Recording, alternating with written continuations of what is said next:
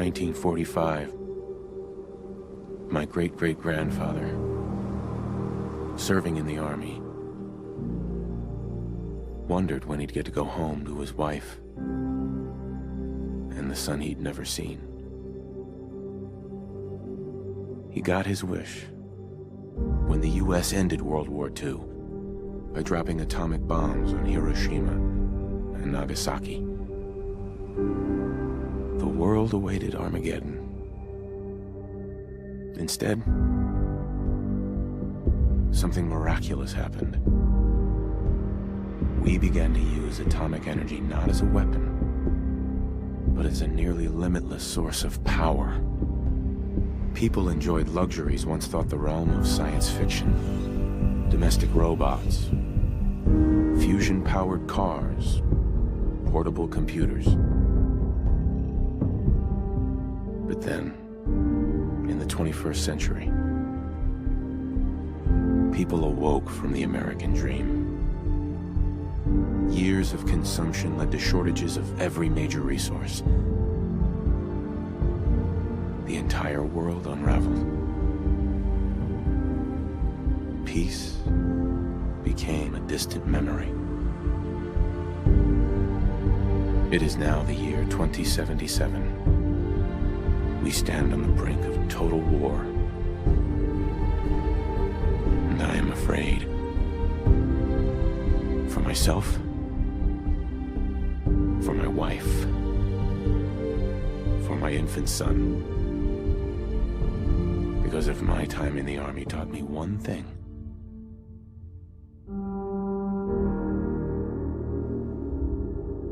it's that war never changes.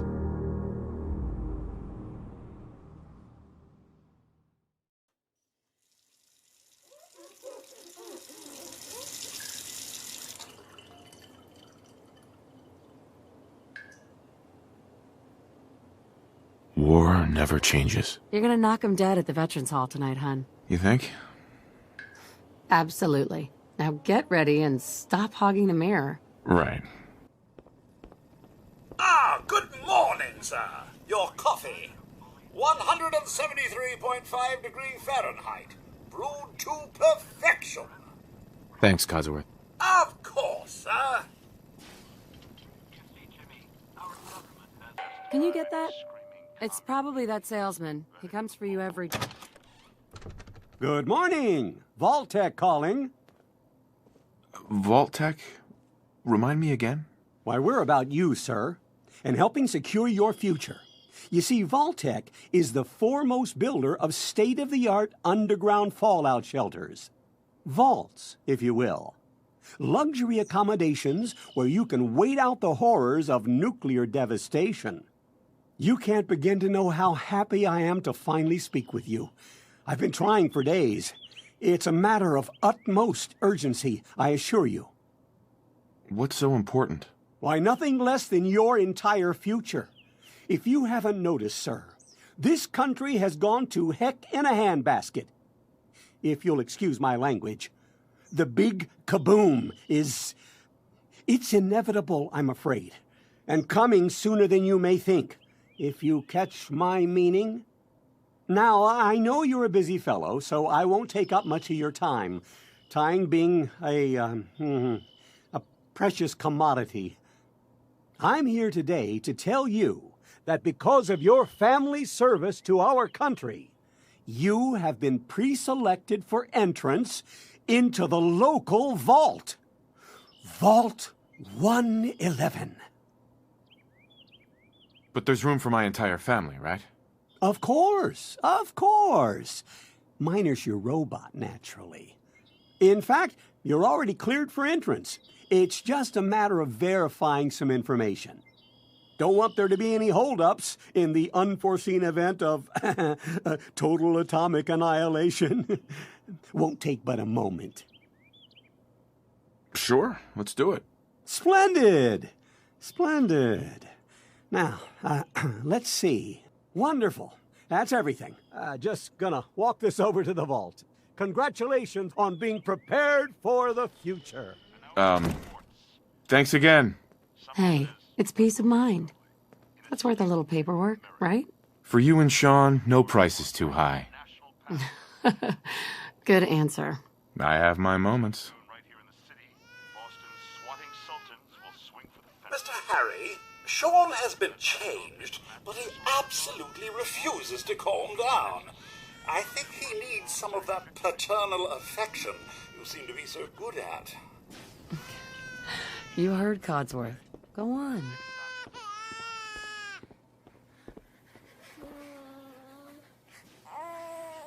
How are the two most important men in my life doing? Spin the mobile a bit. He loves that.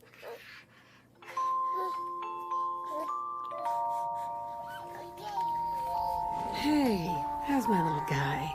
Much better now, huh? Listen, after breakfast, I was thinking we could head to the park for a bit. Weather should hold up. Yeah, sounds like fun. Sir, Mum, you should come and see this. Codsworth, what's wrong?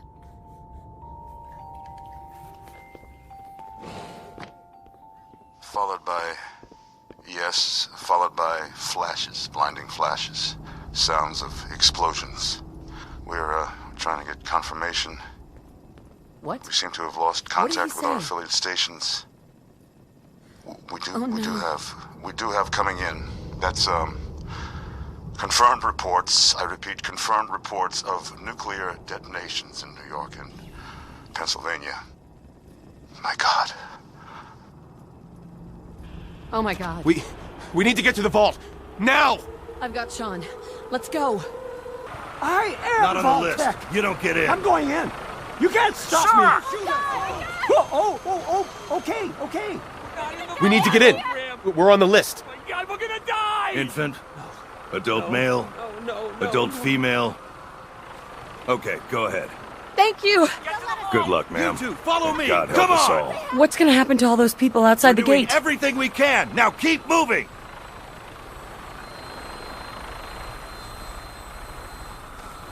Sir, we need to send you down to the vault. Step on the platform. Step on the platform in the center. All right, that's it. Send it down. Almost there. We're gonna be okay. I love you. Both of you. We love you too. Oh my god! Send it down now. Hold on! Can't this thing move faster? Oh god! Oh god! Oh god!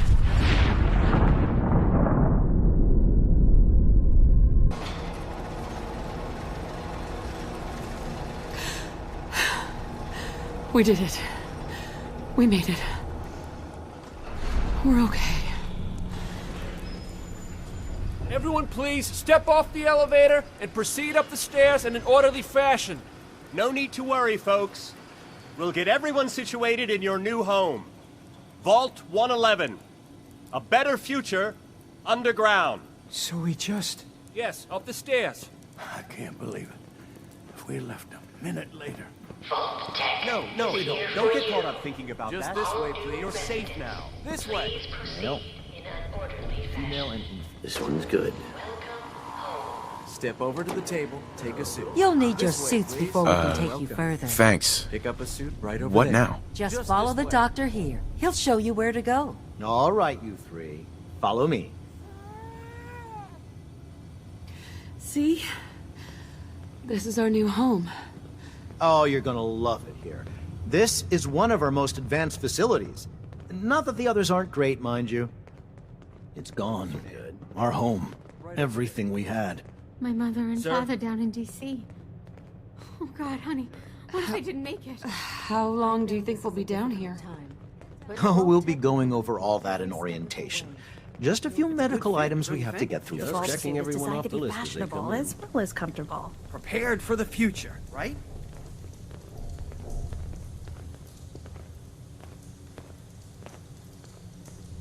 Just step in here and put your vault suit on. Who's my little guy? I'm not going far. I'll just be over there.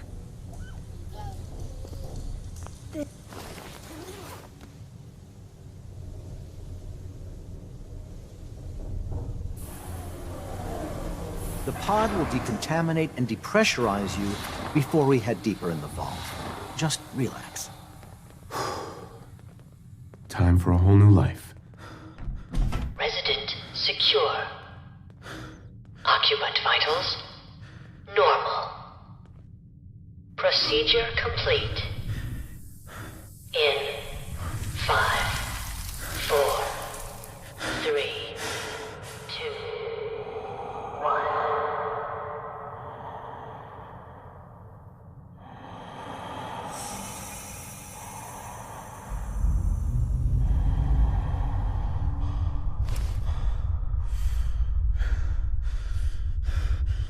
Manual override initiated. Cryogenic stasis suspended.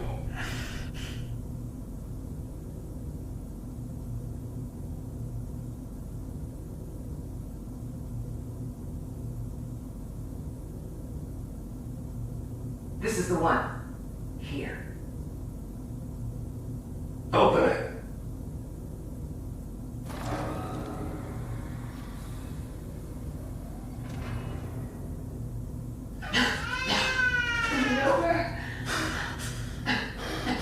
Are we okay? Almost. Everything's going to be fine. Come here. Come here. No, I've got him. Let the boy go. I'm only going to tell you once. I'm not giving you Shaun. God damn it. Get the kid out of here. Let's go. At least we still have the backup. Cryogenic sequence reinitialized.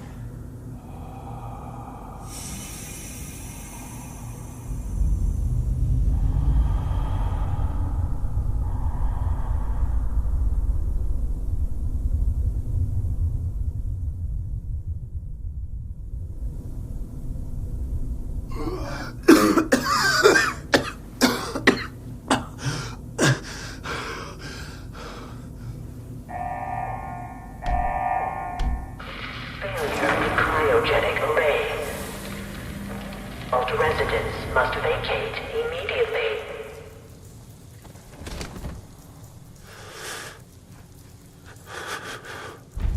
Come on! There has to be a release!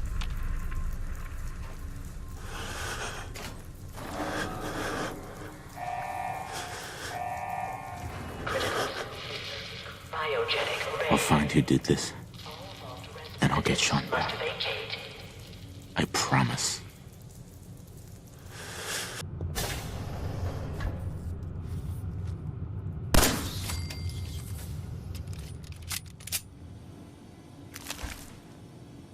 Is anyone alive? Did anyone get out?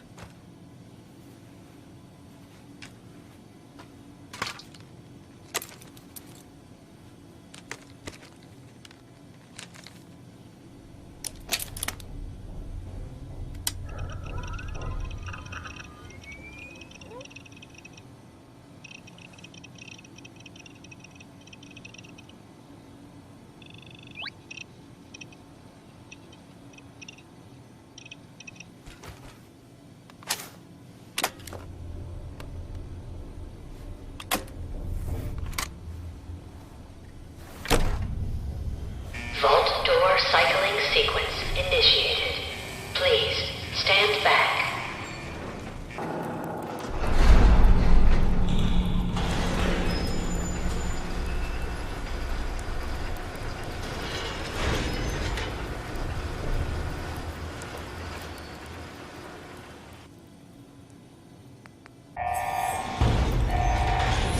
Enjoy your return to the surface, and thank you for choosing Vault-Tec.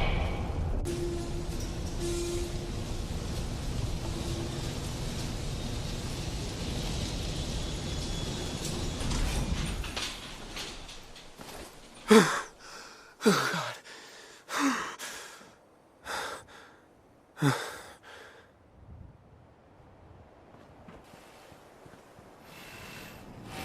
As I live and breathe. Oh, it's really you. Codsworth? you're still here. So, other people could still be alive, too. Well, of course I'm still here. Surely you don't think a little radiation could deter the pride of General Atomics International? But you seem the worse for wear. Best not let the wife see you in that state, hmm? Where is the missus, by the way?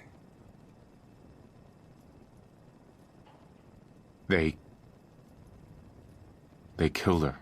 Sir, these things you're saying, these terrible things, I believe you need a distraction. Yes, a distraction to calm this dire mood. It's been ages since we've had a proper family activity. Checkers, or perhaps charades. Shaun does so love that game.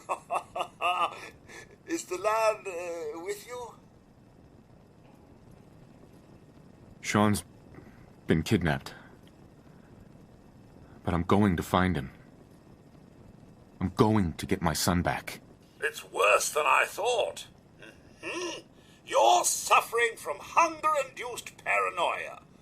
Not eating properly for 200 years will do that, I'm afraid. 200 years? What? Are you... A bit over 210, actually, sir. Or give or take a little, for the Earth's rotation and some minor dings to the old chronometer. That means you're 2 centuries late for dinner. Perhaps I can whip you up a snack? You must be famished. Codsworth, you're acting... a little bit weird. What's wrong? Oh, sir, it's been just horrible.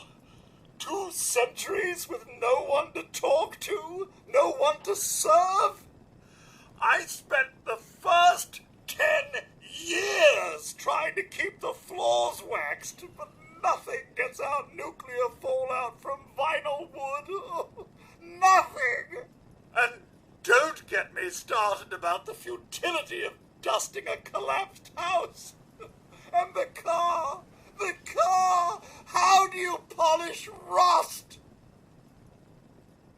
Stay with me, pal. Focus. I'm afraid I don't know anything, sir. The bombs came and all of you left in such a hurry. I thought for certain you and your family were dead. I did find this holotape. I believed the missus was going to present it to you as a surprise. But then, well, everything happened. Thank you, Codsworth. You're welcome. Now, enough feeling sorry for myself. Shall we search the neighborhood together? The missus and young Shaun may turn up yet. All right. Lead the way. Proud to serve, sir. Nothing here but a few flies. Wait. My senses are picking up movement in another house. Follow me. I was just terrific. The fight then. Okay, cut that out. Mr. Harry, your family isn't here either. They're really... Uh-huh. Shaun's out there, Codsworth. I need to find him. What about Concord, sir? Plenty of people there. And last I checked, they only pummeled me with sticks a few times before I had to run back home. There's still people alive in Concord? Yes, although they're a bit rough. You remember the way? Just across the southern footbridge, out of the neighborhood and past the Red Rocket Station? I shall remain here and secure the home front.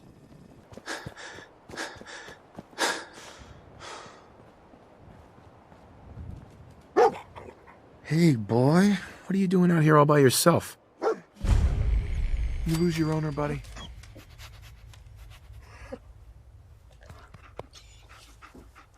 Okay, then. Let's stick together. In here!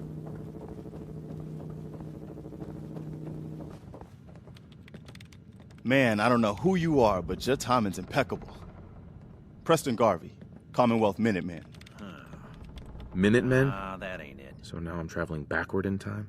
Protect the people at a minute's notice. That was the idea. So I joined up, wanted to make a difference. And I did, but God damn things it. fell apart. Now it looks like I'm the last Minuteman left standing. Who are these people? Just folks looking for a new home, a fresh start. I've been with them since Quincy. Lexington looked good for a while, but the ghouls drove us out of there. A month ago, there were 20 of us. Yesterday, there were 8. Now we're 5. It's just me, the Longs, Marcy and June. That's old Mama Murphy on the couch. And this here is Sturgis. Hey.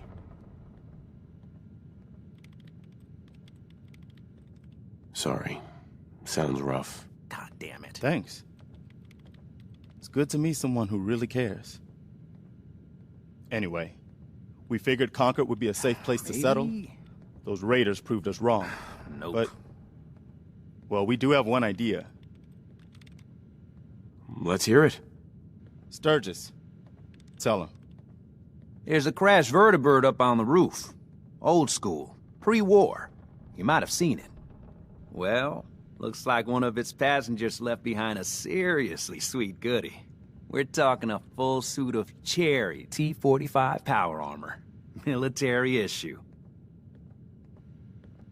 I like it. Yeah, I thought you might. Protection with an added bonus. Get the suit.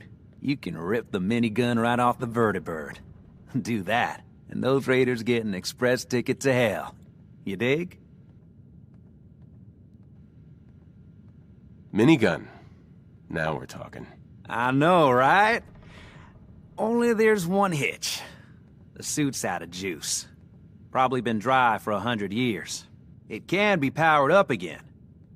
But we're a bit stuck. I'll help if I can. What you'll need is an old pre-war FC. A standardized fusion core. Your high-grade, long-term nuclear battery used by the military and some companies way back when. And we know right where to find one. But we can't get to the damn thing. It's down in the basement. Locked behind a security gate. Look, I fix stuff. I tinker. Bypassing security ain't exactly my forte. You could give it a shot. Can't be too hard. I'll see what I can do. Well, all right. Maybe our luck's finally turning around. Once you jack the core into the power armor and grab that minigun, those raiders will know they picked the wrong fight. Good luck. Dog meat sure did find us some help. Just look at ya. So, he's your dog? Aw, he ain't my dog. No, sir. Dog meat, he's what you call his own man. You can't own a free spirit like that. But he chooses his friends and sticks with them. He'll stay by you now. I saw it. Visions. Uh-huh. I know what you're thinking. This old lady, she's out of her mind. But it's the chems. They give old Mama Murphy the sight. Oh boy, that's it. I'm out of here. All right. I sometimes forget that folks ain't used to weird things like the sight. You go on. Mama, you okay? I'm fine, Preston. Listen.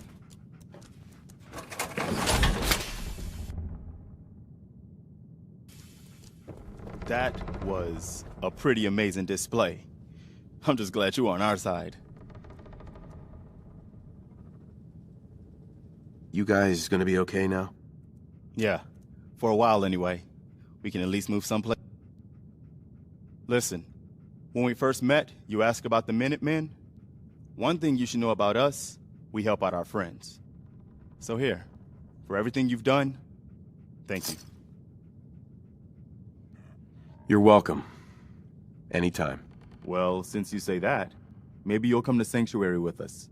We could use your help getting settled there. All right, Garvey. I'm in. Oh, that's wonderful. But there's more to your destiny, isn't there? I've seen it, and I know your pain.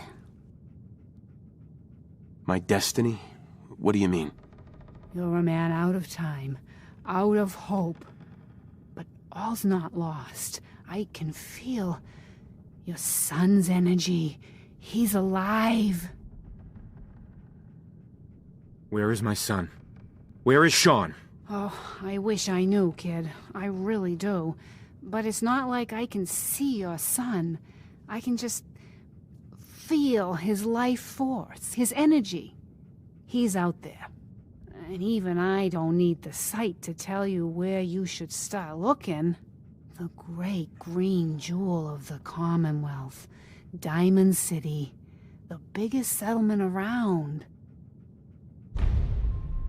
What's in Diamond City? Is Shaun there? Look, kid, I'm tired now. Maybe you'll bring me some chems later. The sight will paint a clearer picture. No. Mama Murphy, we talked about this. That junk. It's gonna kill you. Ah, shush, Preston. We're all gonna die eventually. We're gonna need the sight. And our new friend here, he's gonna need it too. Now let's get going. Sanctuary awaits. All right, folks. Thanks to our friend here, it's safe to move out. We're heading for that place Mama Murphy knows about. Sanctuary. It's not far. She knows about it? You mean she had one of her visions while she was stoned out of her gourd? And now you want us to just head out on another wild goose chase based on no better plan than Mama Murphy saw it? It can Oh, hardly hold turn on, out hold any on. worse than... Everybody just take it easy. We're all in this together, right? So, Marcy, you got a better idea of what we should do next? Anybody? Well then, Sanctuary it is. Let's just hope it lives up to its name.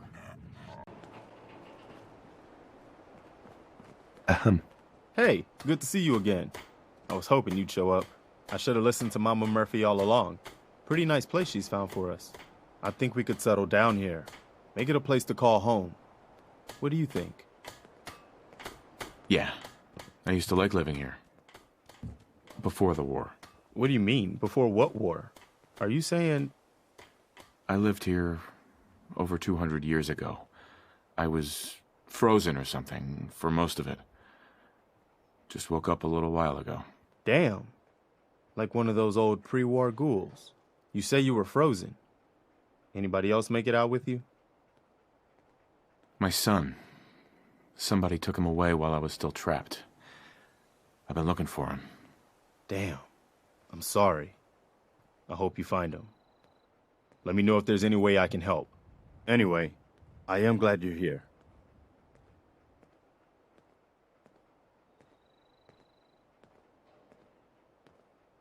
And I hope you don't mind, but I've got another favor to ask. I've had word from a settlement asking for help. There's still hope in there are Minutemen out there somewhere. The only chance to start rebuilding the Minutemen is to show people that they can count on us when they need us. Trouble is, I've got my hands full here. Do you think you could go help out the settlement? I'd be glad to help. That's fantastic. The Minutemen could use more people like you. By the way, if you want to help out around here at all, talk to Sturgis. I'm sure he'd be glad for all the help he can get. You're tied to this place, kid. Your energy. My energy? What do you mean? Thought I told you before, kid. I saw you leave that icebox. I know your pain. This world, it's not yours. But here you are. The sight can help you, kid. It always has answers. Just gotta bring me some jet so I can see what it wants to tell you. Here. Already have some. Like a little kick yourself, huh? This'll do. Now, let me ride the high to where the sight wants to take me. Diamond City holds answers, but they're locked tight. You ask them what they know, but people's hearts are chained up with fear and suspicion. But you find it. You find that heart that's gonna lead you to your boy. Oh, it's bright. So bright against the dark alleys it walks. That's what you need to do, kid. Follow the signs to the bright heart. Phew, wow. That took more out of me than usual. I'm gonna need to rest now, kid. Hey, do you have a moment? I wanted to thank you for helping us out in Concord. If only we'd run into you sooner. What happened to you guys? Long story short, we've been on the move since the attack on Quincy. There used to be more of us. My son, he's gone. Your son. What was his name? Kyle. My son's name was Kyle. That's awful. No parent should have to lose their child. No, they shouldn't. I just keep thinking, maybe I could have done more. Anyway, thanks again.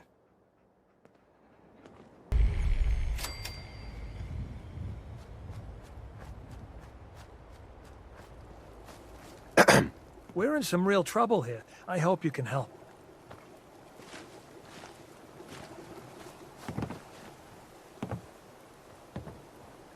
Hi. What do you want? We don't need any more trouble around here.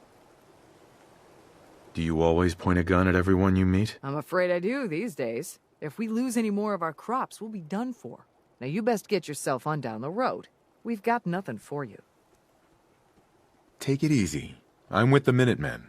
I'm here to help. You're with the Minutemen? I didn't really think you fellas still existed. We sent word with one of them passing traders, but honestly, I never expected anything to come of it. Most people don't put much stock in the Minutemen these days after Quincy. Bad business, that.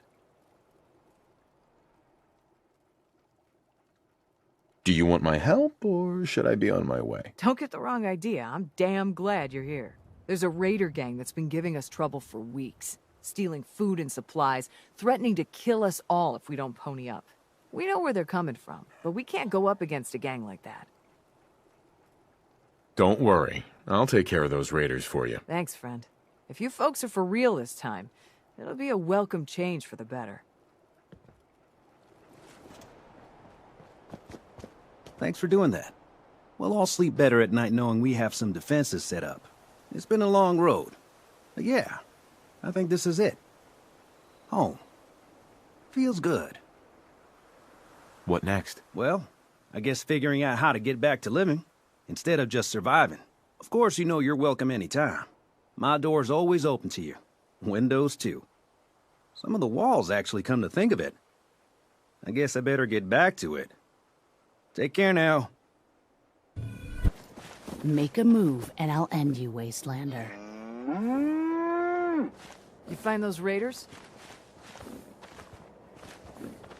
Yeah, I took care of them. No kidding.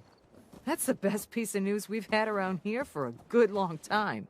So we've been talking. We decided if you came through for us, we'd join up with the Minutemen again. If we want things to get better, we've got to start helping each other. So, we're in. You can count on us if you need help down the line. Thanks again, friend.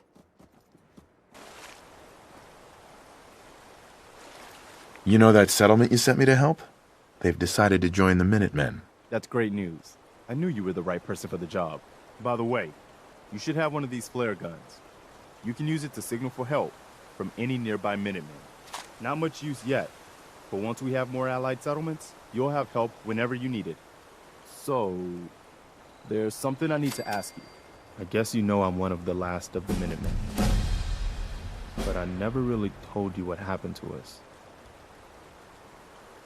I'm listening. Have you heard of the Quincy massacre?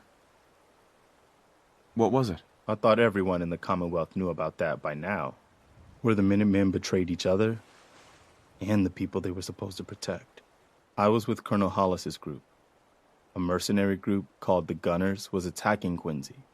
The people there called for the Minutemen to help. We were the only ones that came. The other groups, they just turned their backs on us and the folks in Quincy. Only a few of us got out alive. Colonel Hollis was dead, so I ended up in charge of the survivors. We never found a safe place to settle. One disaster after another. You saw how it ended in Concord? As long as you don't give up, the Minutemen will survive. I'm not about to give up, but I can't protect the Commonwealth all by myself.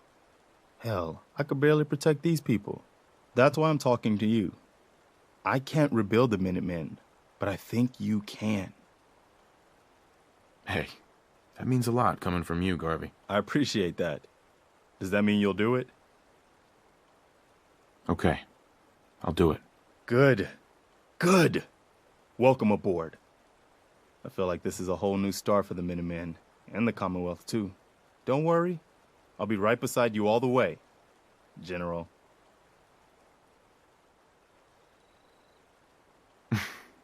I'm no general. You're gonna have to get used to it. The leader of the Minutemen has always held the rank of general. Our last leader was General Becker. After he died back in '82, nobody could agree on who should take his place. The one good thing about being the last Minuteman is there's no one to argue with me when I say you're the new general. Now it's your job to make it more than an empty title. I've got something a bit different for you.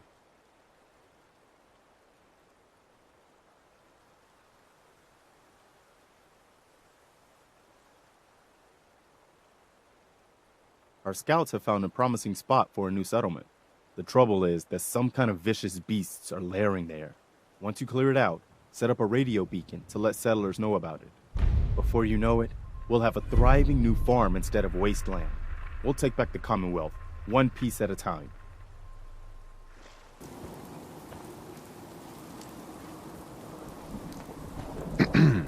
We appreciate the assistance, civilian, but what's your business here?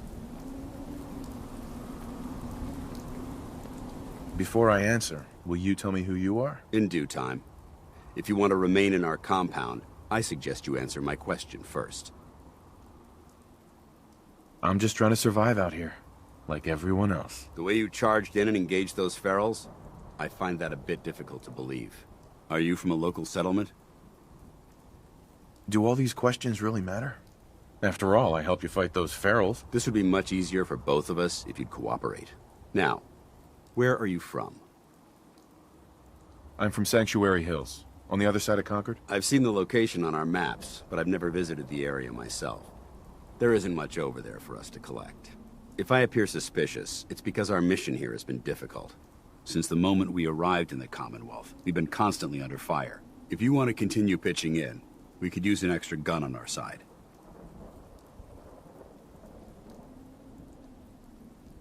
I'll continue to help, but you owe me an explanation first. Who are you guys?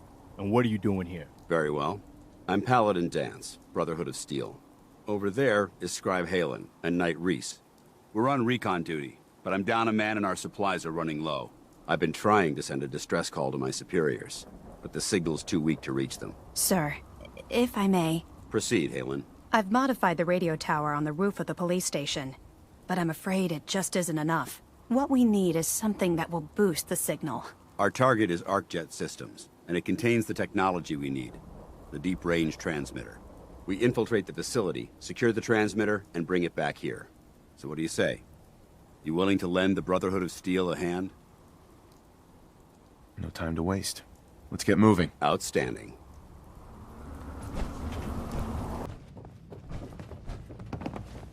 Think you're some kind of hotshot? Whatever. I don't have time for this. You better make time then, and learn your place.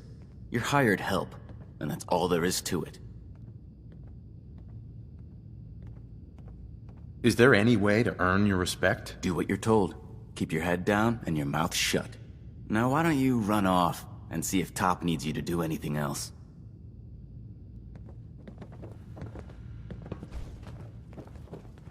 Sorry about the other guys.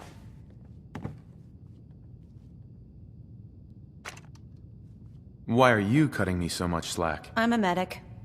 Call it my bedside manner. Look, it may not seem like it, but Dance is a good man.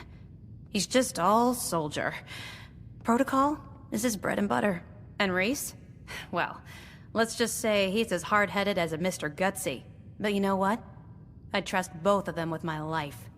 Because they're good people. And that's hard to come by nowadays. Log entry 324A. I'm starting to wonder if joining the Brotherhood of Steel was a good choice. I originally signed up seeking protection and comradeship, but I'm worried that I've traded away a bit of my humanity in the process. The Brotherhood's message of hope for the future is idealistic and noble, but their methods leave a lot to be desired. The leadership seems especially misguided. Instead of diplomacy, they wield violent confrontation to exert control. Despite all that, I've been successfully avoiding the fighting by following the career path of a field scribe.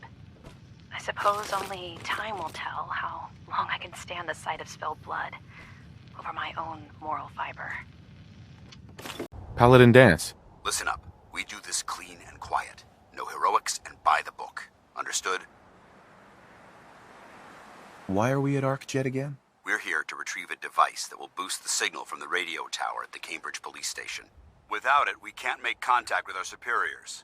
Remember, our primary target is the deep-range transmitter. Stay focused and check your fire. I don't want to be hit by stray bullets.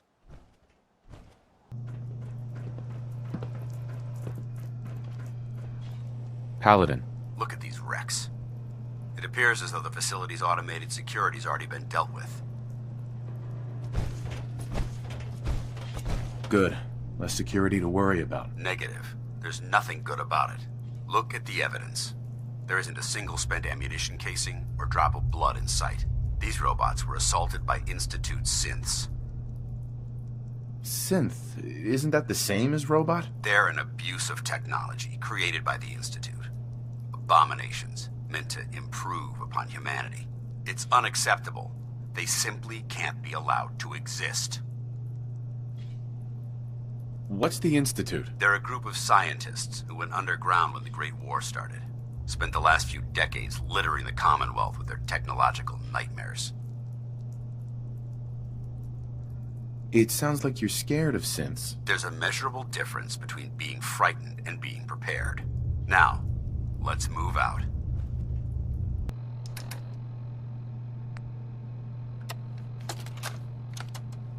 Why the heck are they making us record this? Oh crap, it's on, isn't it? This is Technician Rand, ArcJet Propulsion Division. I'm here with Technician Janowski, work log A1190. Janowski and I have been working on the Mars Shot project for about 3 months now, and I think we have the thrust calculations worked out. Man, I wish I was headed up there with those guys. Be nice to get the hell away from our lousy planet. Hey, easy. If we don't record these logs properly, we're gonna get fired.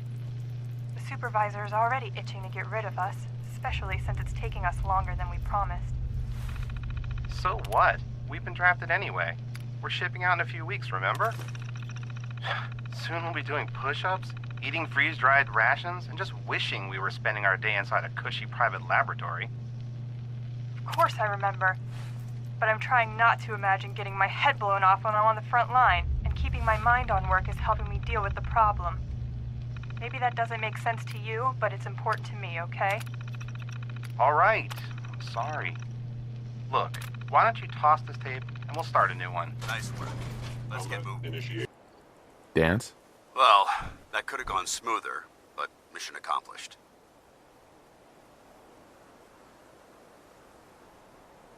I thought we worked well as a team. Agreed. It's a refreshing change to work with a civilian who can follow orders properly. That being said, I believe we have 2 important matters to discuss.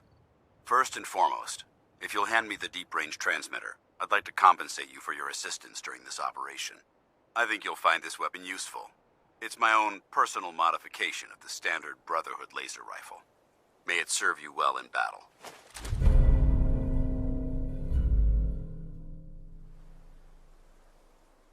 Thank you. You're welcome, civilian. Now, as far as the second matter goes, I wanted to make you a proposal. We had a lot thrown at us back there. Our op could have ended in disaster, but you kept your cool and handled it like a soldier. There's no doubt in my mind that you've got what it takes. The way I see it, you've got a choice. You could spend the rest of your life wandering from place to place, trading an extra hand for a meager reward. Or, you could join the Brotherhood of Steel and make your mark on the world.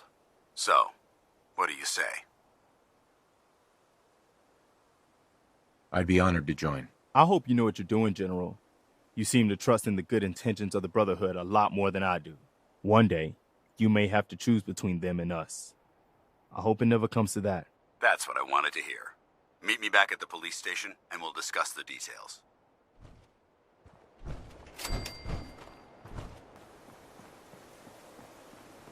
I told you Sanctuary would grow. The site never lies. Ma'am. You need the site? It's telling me Mentats will give us the right high for another insight into your destiny. Here you go. Ah, that's it. I can feel the site opening up. You're looking for a man. He can help you. But he ain't gonna be the man you expect. He's somewhere deep and dark, surrounded by folks with nothing but cruel intentions. But there's an echo, something in the past that can help you. When you meet the fat man and the angry woman, tell them to remember the quarry and Lily June on the rocks, and they'll let you and your friend pass. Don't mind me, kid. The chems are just acting up a bit. I'll be fine, eventually. And dance. Glad to see you alive and well, sir. Are we in luck, sir? Mission accomplished. We have the transmitter. Finally, some good news for a change. Nice work, sir. I didn't do it alone. Halen, Reese, it's time to welcome our newest recruit to the recon team. He shows a lot of promise, and with the proper guidance, I think he has the potential of becoming one of the best.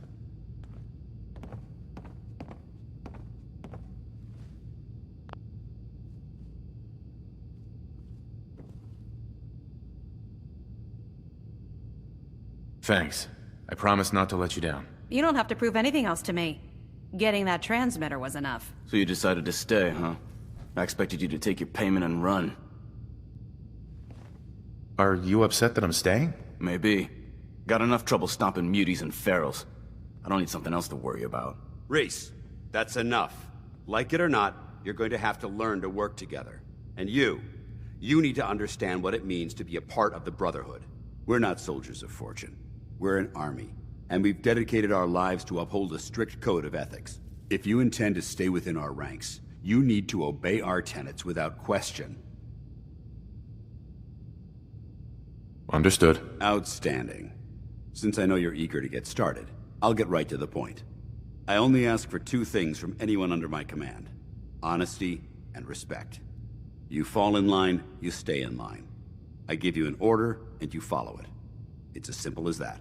Now, before I release you to Halen and Reese for your assignments, there's one last order of business. From this moment forward, I'm granting you the rank of Initiate. This is only a training rank. I'm not permitted to grant ranks any higher than that. Why can't you promote me beyond Initiate? Only an Elder can promote you beyond Initiate. After we get the transmitter up and running, I'll call in and see what I can do. Thank you. Thanks aren't necessary. Just continue excelling at your duties, soldier. Ad Victoriam, Initiate. He doesn't even know what that means, Halen. Ad Victoriam means to victory. In our eyes, defeat is unacceptable, because we're fighting for the future of mankind. Our rallying cry is more powerful than any weapon you could ever carry. Remember that. Now, I need you to report to Halen or Reese for your next assignment. Dismissed, soldier. Scribe? Reese still giving you the cold shoulder. I can handle it. If you could, you'd be the first. Reese bleeds Brotherhood. It's all he cares about. It's his family. It's his whole life. If anything else comes into the picture and gets in the way, he shoves it aside. I'll just stay out of his way for now. That would be best. Give him time. He'll come around. So, are you ready to take on your first assignment? Ready. Great. Let me explain what I need you to do. One of the Brotherhood's most important duties is the recovery and preservation of technology that was lost when the bombs fell. I have a list of locations that contain artifacts we need you to recover in order to have them cataloged and studied by our scribes. Here, this should cover all the information you'll need to find your first artifact. Good luck, and be careful.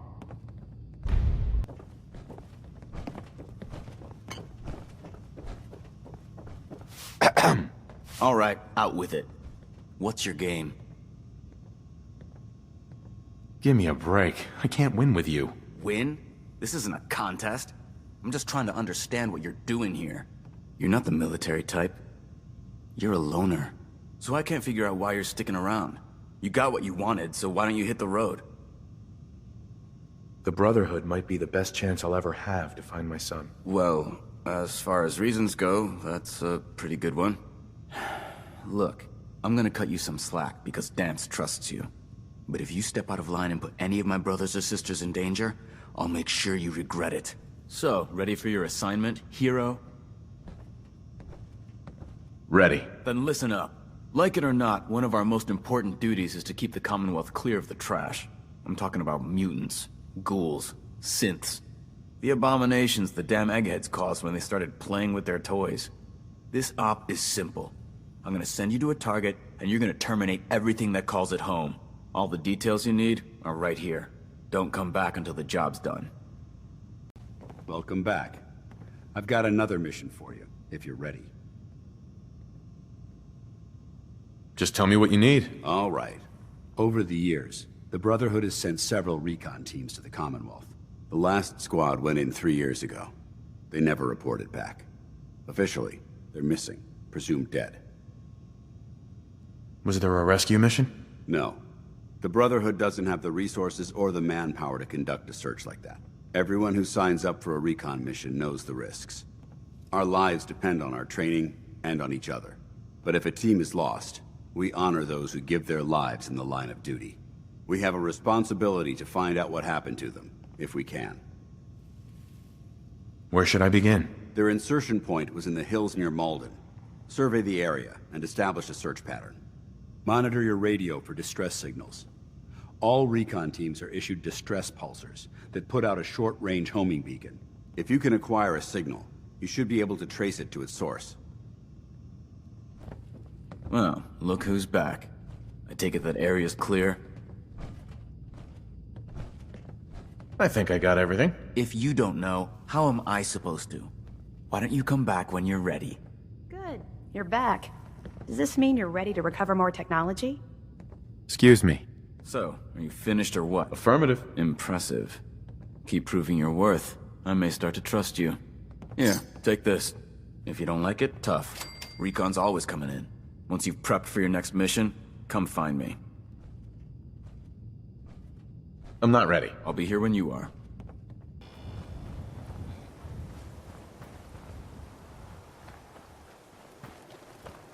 Hey.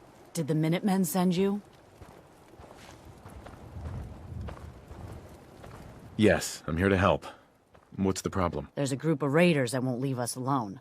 Stealing our food and supplies. Threatening us if we can't give them what they want. We know where they're coming from, but we can't stand up to them ourselves. Any idea how many raiders we're talking about? No telling, I'm afraid. This time there were 3, but who knows how many are back at their base.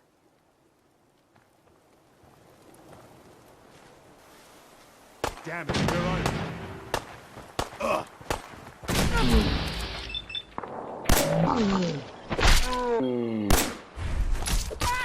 That's that. Do you have a minute?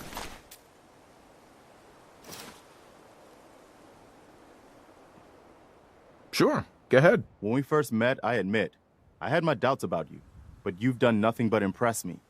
You're just who the Minutemen needed to bring us back from the brink. Thanks. That means a lot coming from you. You've probably realized by now how important the Minutemen are to me. When I was a kid, the Minutemen were my heroes. They were the only good guys around, really. When I turned 17, I joined up with Ezra Hollis's company. He was one of the good ones. Really believed in the old-time Minuteman way. We had a few good years there. I felt like I was part of something bigger than me, like I was really helping make the Commonwealth a better place.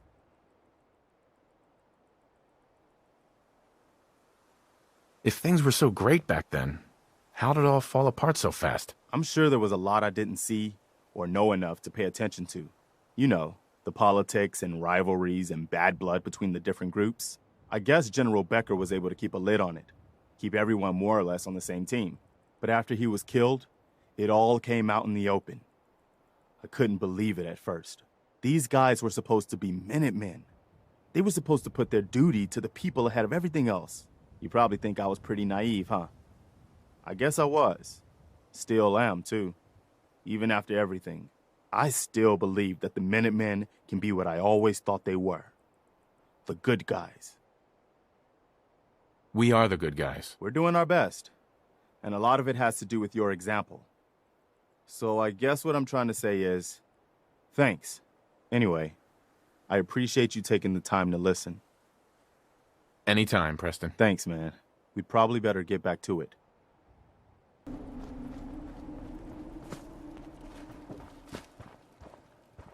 I took care of those raiders for you.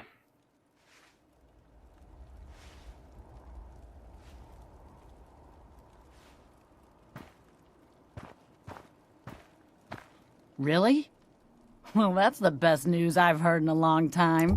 By the way, we've talked about it, and we've decided to support the Minutemen. I think it's worth giving it another chance. The only way things will get better is if we stand together. Hey. Go ahead. What now? We can finally start to think about more than just survival. We've gotten big enough that we're having trouble communicating with all our settlements. It's a good problem to have, and I have a solution. I think it's time to retake the castle. It used to be the Minutemen HQ, way before my time. Well fortified, centrally located, and most important, it has a powerful radio transmitter we can use to broadcast to the whole Commonwealth. It sounds like just what we need right now. I thought you'd like the idea. So, should I have an assault force assemble near the castle? Yeah, let's do this. We'll do some recon and meet you outside the castle. See you there.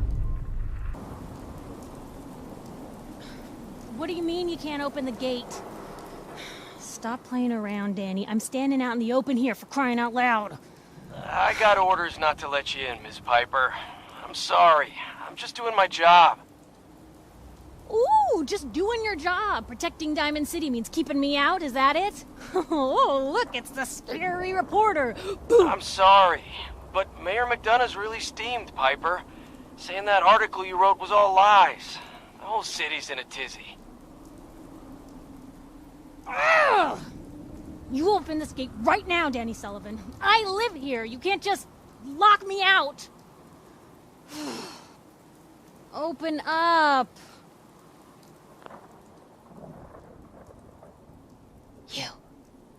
You want into Diamond City, right?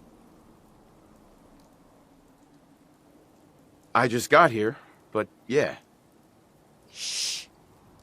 Lay along. What's that? You said you're a trader up from Quincy? You have enough supplies to keep the general store stocked for a whole month? You hear that, Danny? You gonna open the gate and let us in, or are you gonna be the one talking to crazy Myrna about losing out on all the supply? Jeez, all right. No need to make it personal, Piper. Give me a minute. Better head inside quick before old Danny catches on to the bluff.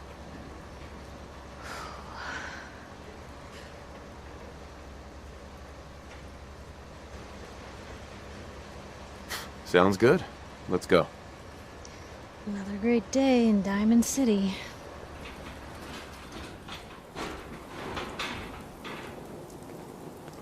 Piper, who let you back inside? I told Sullivan to keep that gate shut. You devious, rabble-rousing slanderer. The level of dishonesty in that paper of yours. I'll have that printer scrapped for parts. Ooh, that a statement, Mr. McDonough? Tyrant mayor shuts down the press. Why don't we ask the newcomer? You support the news? Because the mayor's threatened to throw free speech in the dumpster. This really isn't any of my business. Oh, I didn't mean to bring you into this argument, good sir. No. You look like Diamond City material. Welcome to the great green jewel of the Commonwealth. Safe, happy, a fine place to come. Spend your money, settle down. Don't let this muckraker here tell you otherwise, all right?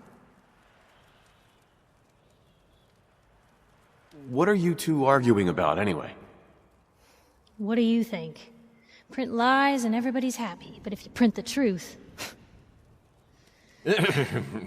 Now, was there anything particular you came to our city for? Just looking for something?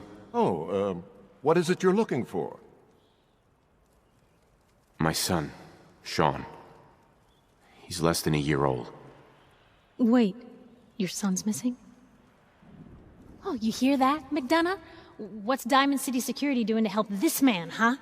This isn't the first missing persons report to come through here, and now we have an infant who's been taken? Don't listen to her. Well, I'm afraid that our security team can't follow every case that comes through. I'm confident that you can find help here.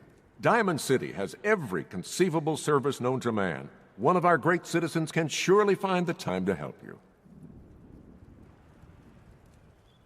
I hope so. This is ridiculous. Diamond City Security can't spare one officer to help. I want the truth, McDonough. What's the real reason security never investigates any kidnappings? I've had enough of this, Piper. From now on, consider you and that little sister of yours on notice. Yeah, keep talking, McDonough. That's all you're good for. A big Diamond City welcome from the mayor. You feel honored yet? Look, I gotta go get settled in, but, stop by my office later. I have an idea for an article you'd be perfect for.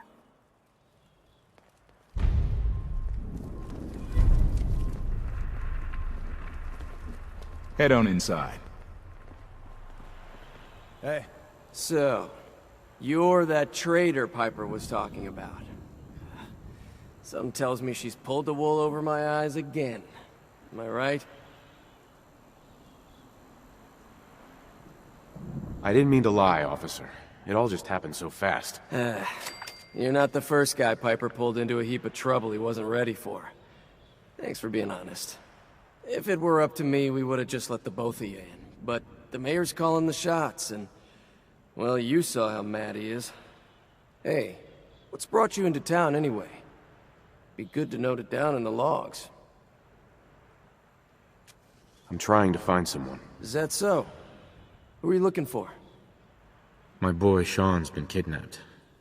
He's just a baby. Oh, look, I'm sorry, but we're under orders not to get involved in missing person cases. There's a lot of Institute paranoia right now, and we can't really risk fanning those flames with official action.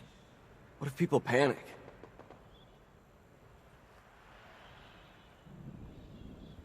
I'll ask somewhere else, then. Chin up. Maybe someone in town can help you?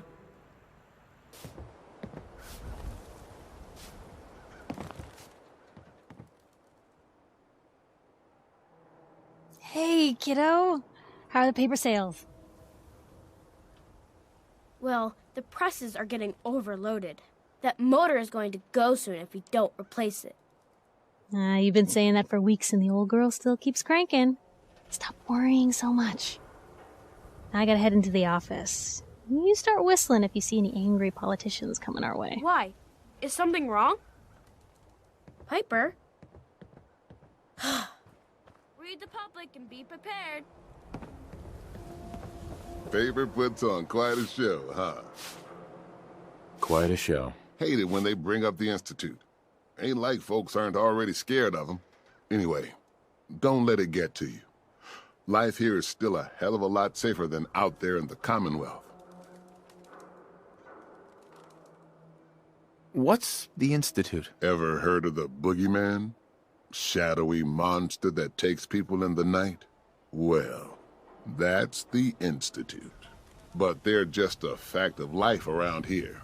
Someone gets taken by the Institute or gets killed by a raider. Which is worse? At least inside these walls, you don't have to worry about the raider. So what brings you to the Great Green Jewel? What brought you? Came on this place a while back. Didn't intend to stay at first, but I felt something here. A good feeling. People here are searching for something more than just getting by. They built a school, shops, the power plant, and even this chapel. What about you? What brings you here? Looking for someone who's gone missing. Gone missing? Who is it? Friend? Relative? My son was kidnapped. His name is Shaun. Your boy's gone missing? That's terrible. I'm afraid missing people don't get found in Diamond City. God seems to have turned a blind eye to them. And with all the fear of the Institute in people's hearts, they've turned a blind eye as well. I'm lost, Pastor. I need help. Please. Well, I don't want to get your hopes up, but there is someone who might be able to help. Nick Valentine. He's a detective. Saved a lot of lives over the years, but so many more stay missing. And trouble has a habit of sticking to him. Nick Valentine, huh? What's his story? You know the story of the Good Samaritan? Helps a man, even though he has no reason to? Well, I suppose you could say that Nick Valentine is living that parable out. Thanks. I'll go talk to him. Take care of yourself now. Glad you dropped by. You holding up, Blue? Yeah, holding up. Look, I'm just gonna say it. You're a vault dweller. You might not be wearing the blue jumpsuit, but the Pip-Boy and that fish out of water look, dead giveaways. So here's the deal. I want an interview. Your life story in print. I think it's time Diamond City had a little outside perspective on the Commonwealth. You do that, and I'll tell you what. I'll come with you. Watch your back while you get used to the world above ground. All right, Piper. I'm in. Good. Let's get down to business. So, I know you're from a vault. How would you describe your time on the inside? My family and I were frozen. I didn't spend much time in the vault. Wait, they boxed you up in a fridge? The whole time? Are you saying you were alive before the war? Yes. I'm over 200 years old. Oh my god. The man out of time. So, you've seen the Commonwealth, Diamond City. How does it compare to your old life? Can you even compare the two? The world out here? It's not even close to the one I left. Feeling a little homesick, are we? Can't say I blame you. Now, I already know you're looking for your son, Shaun. Do you suspect the Institute was involved in his kidnapping? I don't know. No one ever does. That's what makes them so scary. For the last part of our interview, I'd like to do something different. I want you to make a statement to Diamond City directly. The threat of kidnapping is all but ignored in the Commonwealth. Everyone wants to pretend it just doesn't happen. What would you say to someone out there who's lost a loved one but might be too scared or too numb to the world to look for them?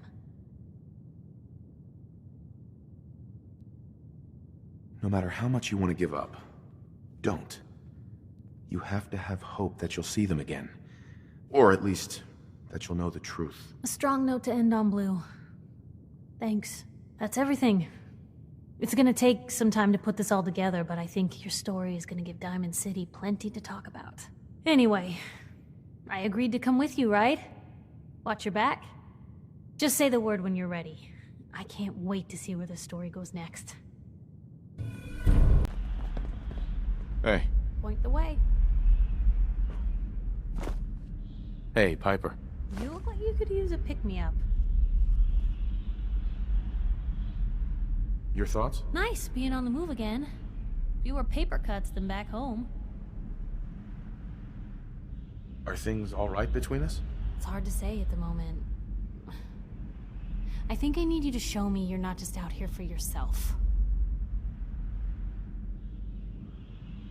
That's all. Sure. How you doing in there, Valentine? Feeling hungry? Want a snack? Keep talking, meathead.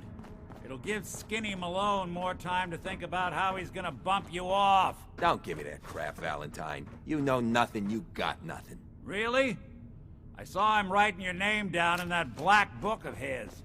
Lousy, cheating card shark, I think was his exact words. Hey? Then he stabbed across 3 times. More than that. Hey, you! I don't know who you are, but we got 3 minutes before they realize muscles for brains ain't coming back. Get this door open!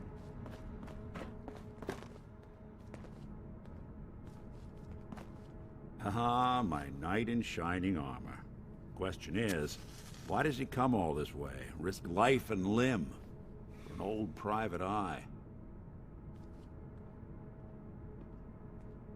My son, Shaun, is missing.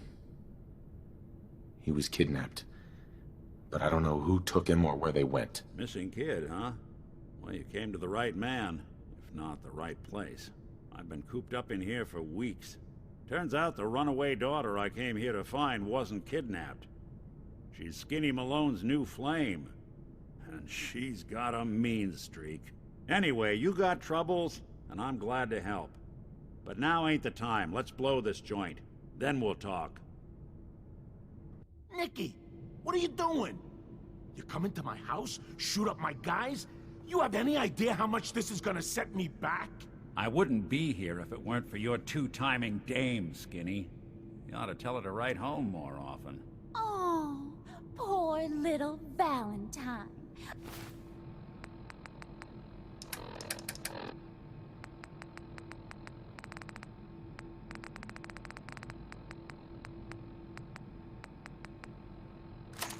Ashamed you got beat up by a girl?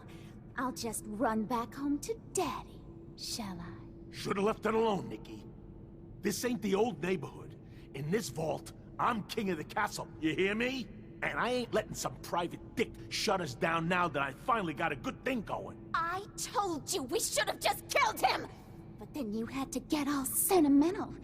All that stupid crap about the old times. Darla, I'm handling this. Skinny Malone's always got things under control. Oh yeah? Then what's this guy doing here, huh? Valentine must have brought him here to rub us all out. Wait, Skinny. Remember the quarry? Lily June on the rocks? Ring any bells? How the hell did you know about that? Okay, you two can go. You got until the count of 10. Then I don't care what happened back in the old days. You're dead. What are you doing, Skinny? Kill him! No, Darla. They get one chance to leave. Skinny Malone's putting his foot down. My mother was right. You mobsters are all just talk. We better get out of here. Ah, look at that Commonwealth sky. Never thought anything so naturally ominous could end up looking so inviting. Thanks for getting me out. How did you know where to find me, anyway? Not many people knew where I went. Your secretary, Ellie. She sent me. She did? I should give her a raise.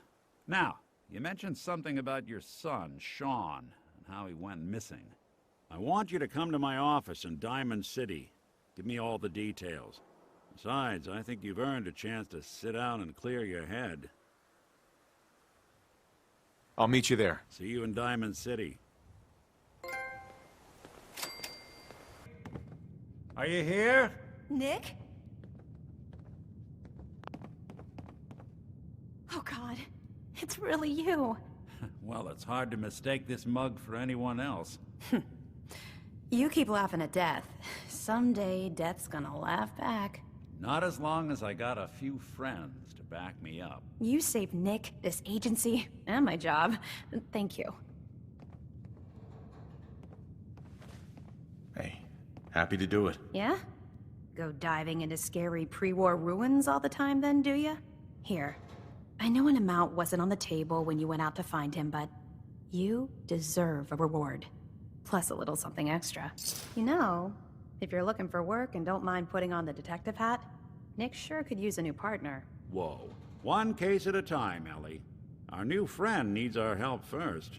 All right, let's get down to business. Take a seat. Make yourself comfortable.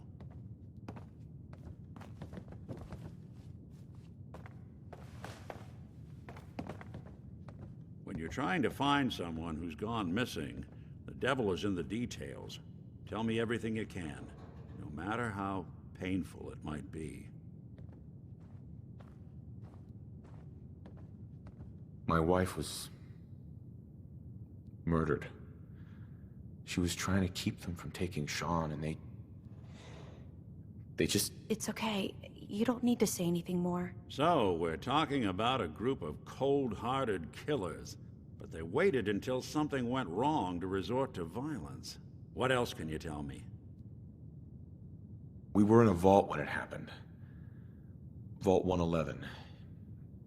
It was some kind of cryo facility. You were on ice, huh?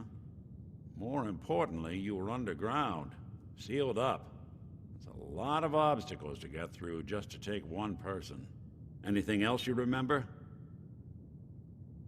There was a man and a woman. They didn't say much, but I remember they called me the backup. So we're talking a small team. Professionals. The kind that know to keep their lips tight when they're on the job. Not sure what the backup means, though. Anything else you remember? We're looking for my son, Shaun. He's less than a year old. Why would anyone take him? Good question. Why your family in particular, and why an infant?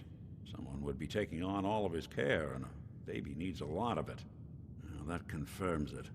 This isn't a random kidnapping. Whoever took your kid had an agenda. There's a lot of groups in the Commonwealth that take people.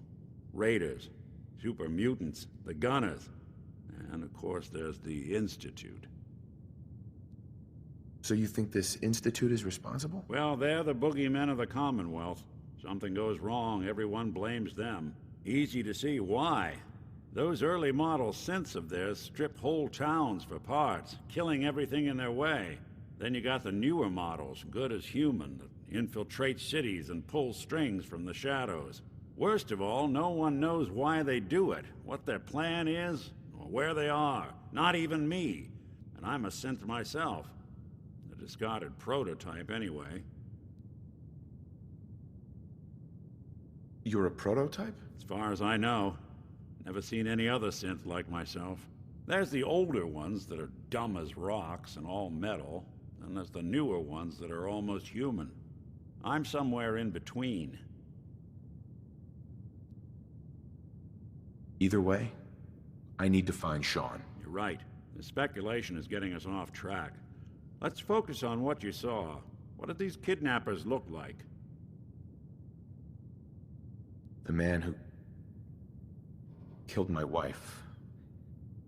He had a handgun. I didn't get a clear look at it.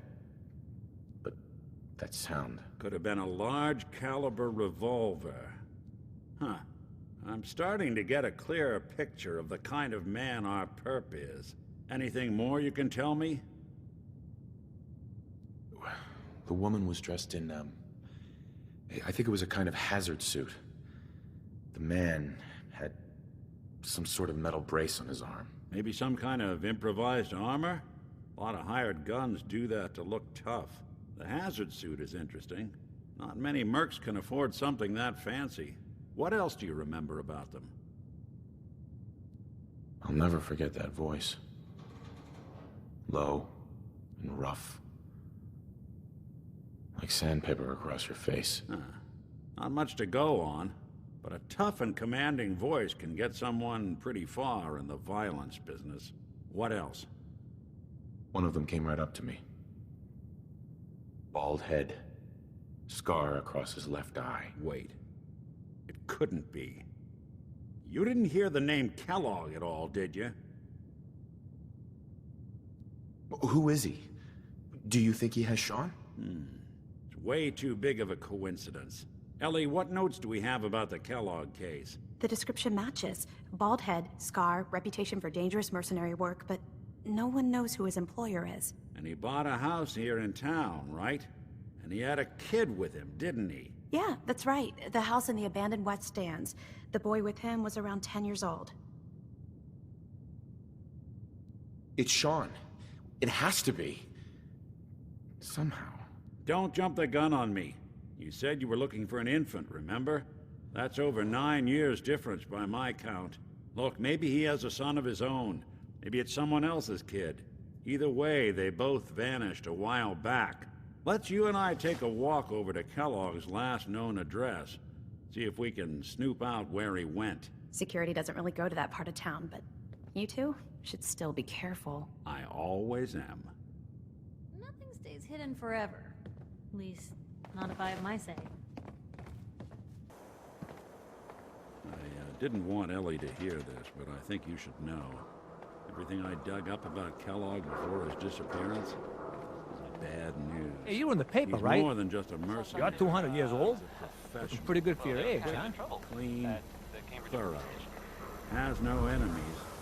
They're all dead. Except you. 9 to 1 odds says he's our man. It's more than just you identifying his distinguishing features. The MO is all him as well. Leading a small team to kidnap a baby and leaving one of the parents alive for later? Not many mercs in the Commonwealth can pull that off. See that platform in the distance, near the city entrance? That's the elevator to the mayor's office. Why don't you go ask around there? I'll stay here and see if I can jimmy this lock.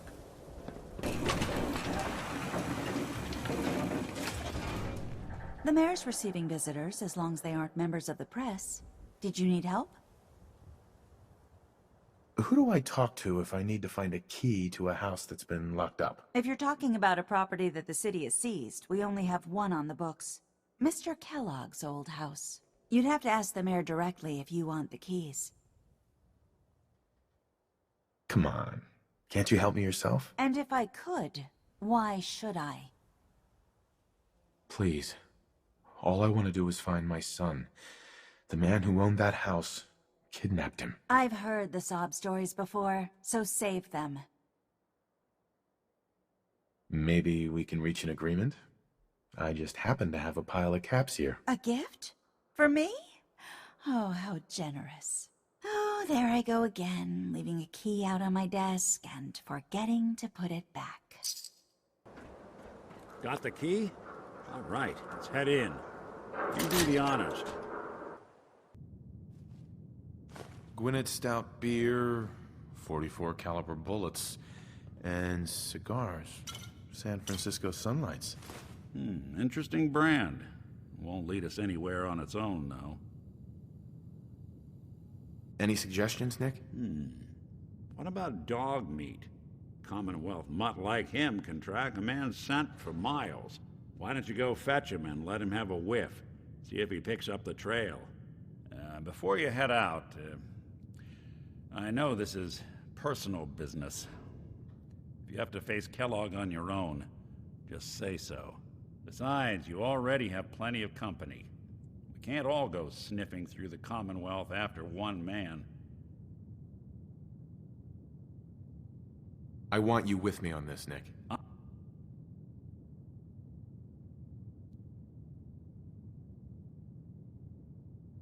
All right.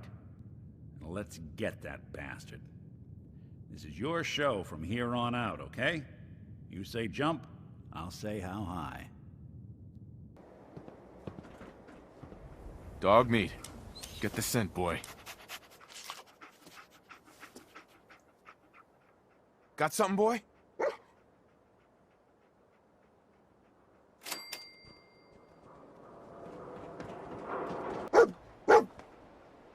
Is this the place? Is he in here, boy? I knew dog meat would sniff our man out. Let's you and I take it from here. Give our four-legged friend a break.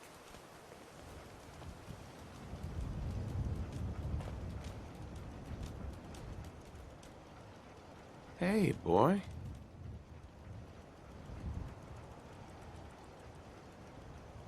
Come on, boy. It's time to go.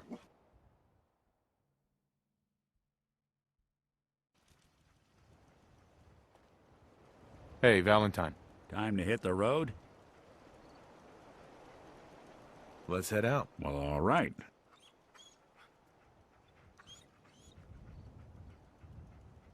It's all right, boy. I'll take it from here.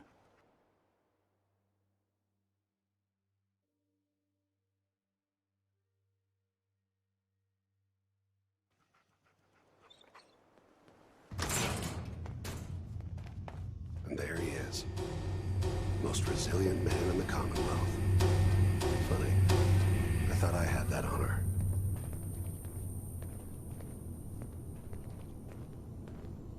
Let's, talk. Where is my son? Where is Shaun? Pal, I'm just a puppet like you. My stage is a little bigger, that's all. Shaun's a good kid. Bit older than you expected, am I right? But he's doing great. Only, he's not here. He's with the people pulling the strings. God damn it, you mercenary motherfucker. Where is my son? What's the cliche? So close, but yet so far away? That's Shaun. But don't worry. You'll die knowing he's safe and happy. A bit older than you expected, but ah well. At least he's in a loving home. The Institute. So where is it, huh? This institute. How do I get there? Haven't you been paying attention? You don't find the Institute. The Institute finds you. You open the closet, it's just a closet. You can never find the monster that hides inside. Not until it jumps out at you. But I think we've been talking long enough. We both know how this has to end. So, you ready? You know, in 100 years, when I finally die, I only hope I go to hell, so I can kill you all over again, you piece of shit.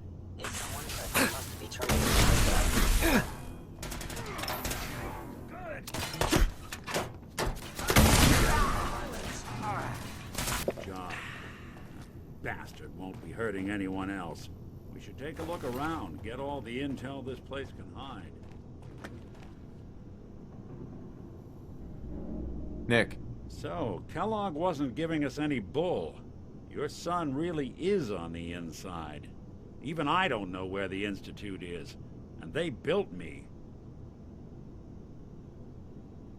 You don't know anything, Nick? Look at me. I'm trash. They threw me in the junk pile ages ago. Just another discarded prototype. Didn't exactly leave me the house keys. We're in the weeds here. Time to take a step back. Bring in some fresh eyes. Only person I know willing to snoop up the Institute's tail feathers is Piper, the reporter in Diamond City. I say we head her way. Talk this through. Diamond City it is. Hey, chin up. I know the night just got darker, but it won't last forever. Well, well. Nikki Valentine walks into my office for a change. What can I say, Piper?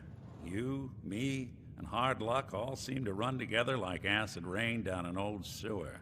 You, including your client here in that analogy? So, you two are finally letting me in on this little case of yours. What's the story? We need help, Piper. This man named Kellogg kidnapped my son. But that wasn't all. He was working with the Institute. He gave them Shaun. The Institute. Oh boy. I've been investigating these creeps for over a year now. The Commonwealth's boogeyman. feared and hated by everyone. True enough. Sometimes they snatch people in the middle of the night, and sometimes they leave old synths behind to remind us that they're out there, but to this day, there's one thing nobody really knows. Where the Institute actually is. Or how to get in. Exactly. But there's one person who has to know, right? The guy who just handed them Shaun. Kellogg. Huh. Man like that would have had access. In and out. But we both know that angle isn't going to work. Yeah. Any other ideas, Nick? Talk about a literal dead end, huh? So, a murderer and a kidnapper gets his brains blown out by an avenging parent. Huh. Be a great ending if we didn't still have the biggest mystery in the Commonwealth to solve. So, what now? Gets his brains blown out. Huh. His brains. You know, we may not need the man at all. You're talking crazy here, Nick. Got a fault in the old subroutines? Look, there's a place in Good Neighbor called the Memory Den. Relive the past moments in your mind as clear as the day they happened. If anyone could get a dead brain to sing, it'll be Dr. Amari, the mind behind the memories. Who's this Dr. Amari? I'll let her give you her life story in person. Let's stay focused. I guess we're gonna need a piece of Kellogg's brain. Enough gray matter to bring to Amari and find out if this is going to work.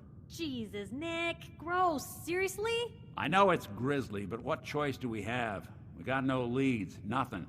That old Merc's brain just might have all the secrets we need to know.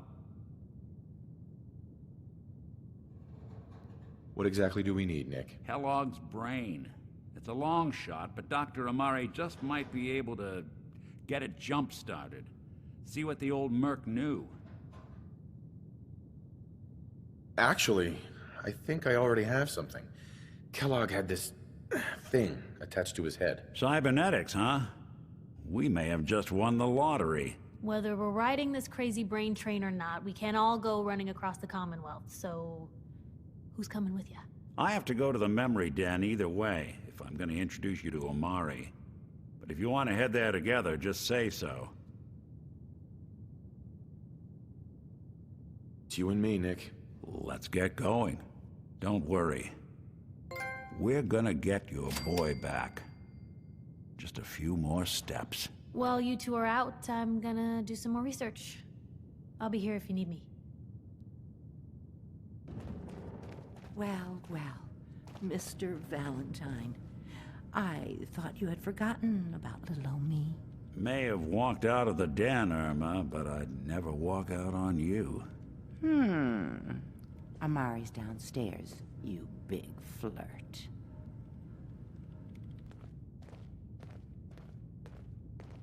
Dr. Amari? Yes? Wait, I remember you. The memory inducement. Vault 111, right? What's this all about?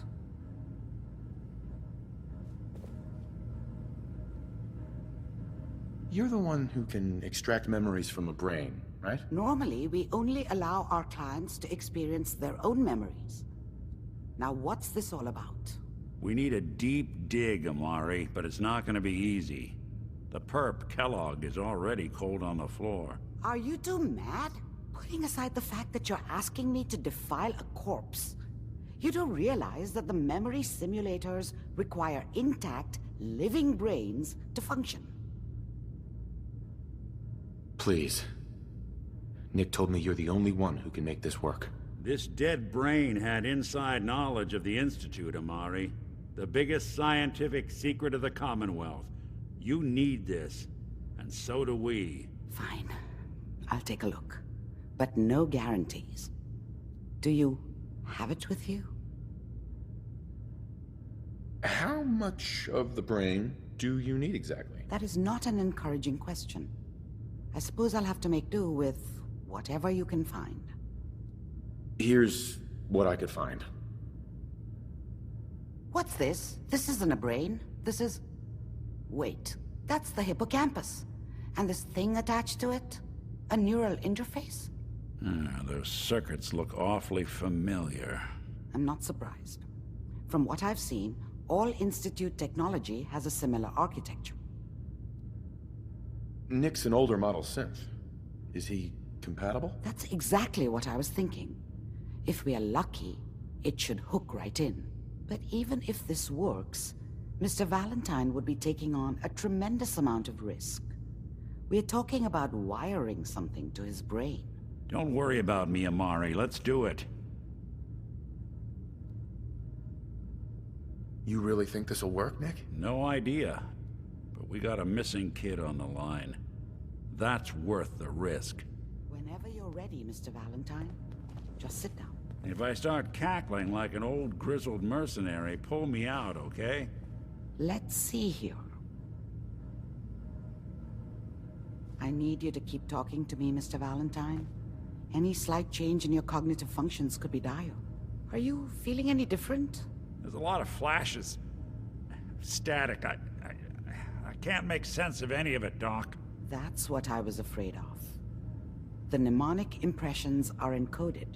It appears the Institute has one last failsafe. There's a lock on the memories in the implant. Tell me you have a way past this, Doc. Let me think. The encryption is too strong for a single mind. But what if we use two? We load both you and Mr. Valentine into the memory loungers. Run your cognitive functions in parallel. He'll act as a host, while your consciousness drives through whatever memories we can find. Any idea what I'm gonna see in there? I have no clue. But considering we only have a single piece of the medial temporal lobe and not the whole brain, I doubt it'll be cohesive. All right. Let's get started. Just sit down over there and keep your fingers crossed. See you on the other side.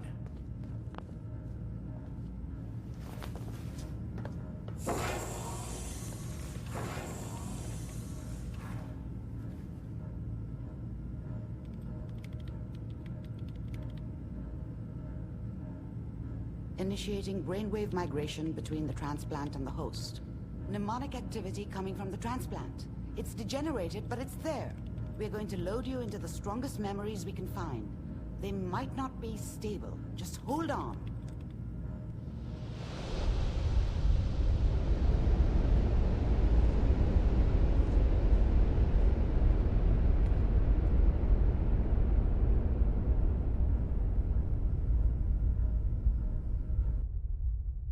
Can you hear me? Ah, good. The simulation appears to be working, although the memories are quite fragmentary. I'll try to step you through the intact memories and hope we find one that gives us some clue to the Institute's location.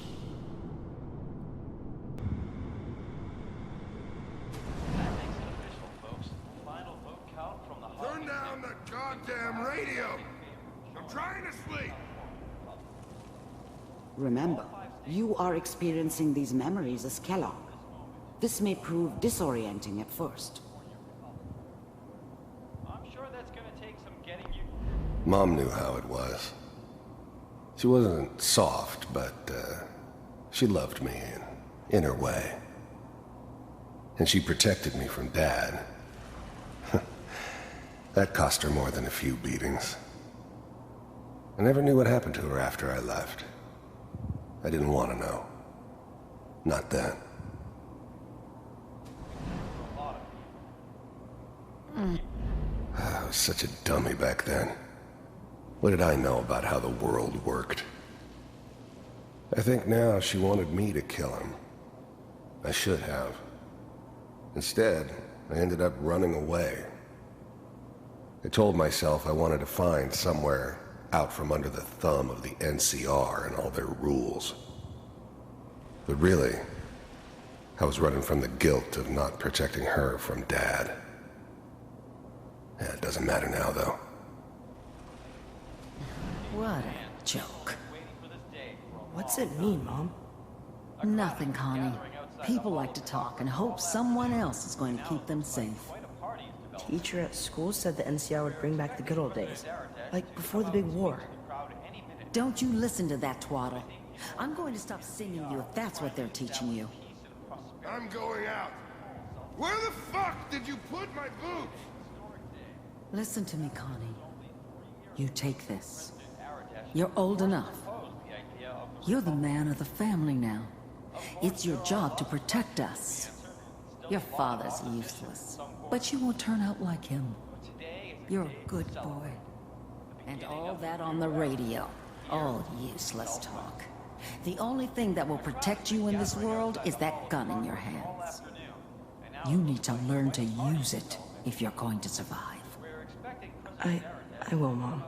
I promise. I won't let you down. How did you think this was gonna end, Kellogg? You thought you could just fuck with us, and we wouldn't fuck with you?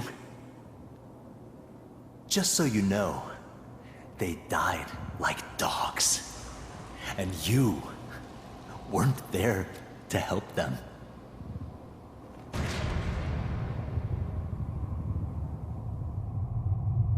I found another memory to try. I'll connect you.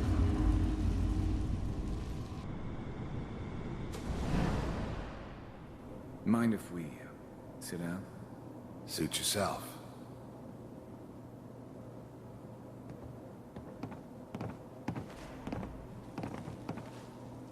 So, I hear you'll take care of people's problems.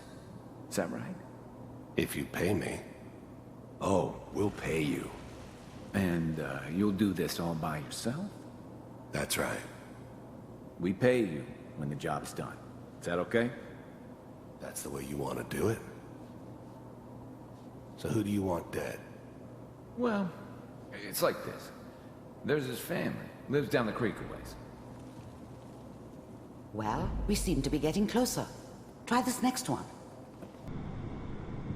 Mr. Kellogg, I'm glad you decided to meet with me. So, you're with the Institute. I wanted to see for myself if you really existed. We do, as you can see. What do you want? It's come to my attention that you've been rather disruptive of our operations lately. This must stop. I do what people pay me to do. If that's a problem for you, I could see only one way out. And what's that, Mr. Kellogg? If I'm working for you, there's no more problem. From what I hear, you can afford me. I don't think you fully understand the situation you're in. I think I do. Very well. B-748, initiate.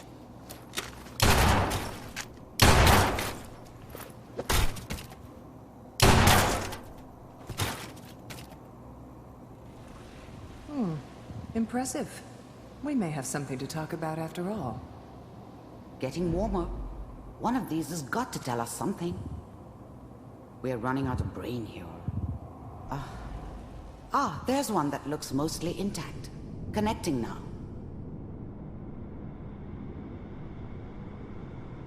Manual override initiated. Cryogenic stasis. I'll try to locate another memory as quickly as I can. Please try to remain calm. That's good. Checking through the logs. Hopefully it's all... Just find it. Pod C6, down the hall near the end.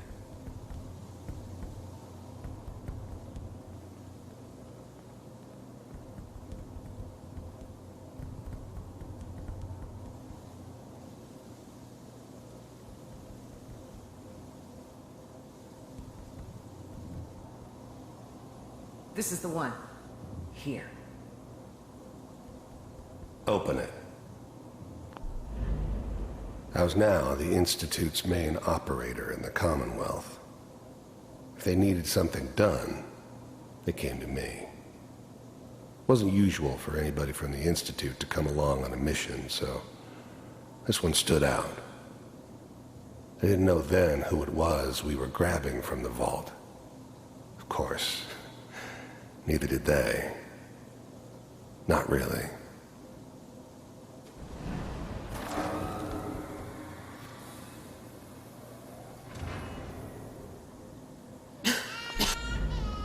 I'm glad I didn't have to kill the kid. I'm not saying I haven't done it, but, I never like to. And yeah, I guess it did remind me of, her. Yeah, I'm a cold-hearted bastard for sure, but, still human. Better this way, though. Better than taking her kid and leaving her alive. Is it over? The eggheads never liked taking orders from a dirty, contaminated degenerate like me. But they needed me, and I made sure they knew it. Are we okay? Almost. Everything's gonna be fine. Come here. Come here, baby. No, I've got him. Let the boy go. I'm only gonna tell you once. I'm not giving you Shaun! God damn it. Get the kid out of here. Let's go. At least we still have the backup. Even then, I knew it was a mistake leaving him alive. I understood that kind of revenge. No one better. But I was cocky enough to assume I could handle some soft, pre-war vault dweller, even if he somehow got thawed out. At least I know those Institute bastards will soon get what's coming to them, too. If he could take me out, they won't be able to hide from him for long. Cryogenic sequence reinitialized. What's the holdup? I'm almost finished, Kellogg. I just need to confirm. Come on. All right, we're good. I'm sorry you had to go through that again. Is that your son? This appears to be a very recent memory, so good news, I think. Wasn't my idea to settle down with the kid in the middle of Diamond City. I thought it was a terrible idea, actually. But it was one of the old man's pet projects, so here we were. Me and the kid. Like a happy little family. I ended up kind of liking it. A reminder of what my life might have been if things had turned out differently. But there's no going back. I knew it was just temporary. It'd be back to normal business before too long. I'm not saying... Mayor, he's gonna be written at this time. This whole setup in Diamond City was part of some elaborate plan of the old man's. Seems obvious now that we were bait for our friend from the vault. Timing couldn't have been an accident. It's not how the old man works. I wonder if he outsmarted me in the end. Another loose end tied up. Kellogg. It's okay. One of these days you're gonna get your head blown off just barging in here like that. Minimizing my exposure to civilians is a priority. Forget I said anything. So what's the big crisis this time? New orders for you. One of our scientists has left the Institute. Left? As in? He's gone rogue. Name's Dr. Brian Virgil. We know he's hiding somewhere in the glowing sea. Here's his file. Wow. Some heads are gonna roll for this. Capture and return, or just elimination? Elimination. He was working on a highly classified program. No kidding. One of the top bioscience boys? Damn. So, I guess you're taking the kid back with you. Affirmative. Your only mission is to locate and eliminate Virgil. You're taking me home to my father?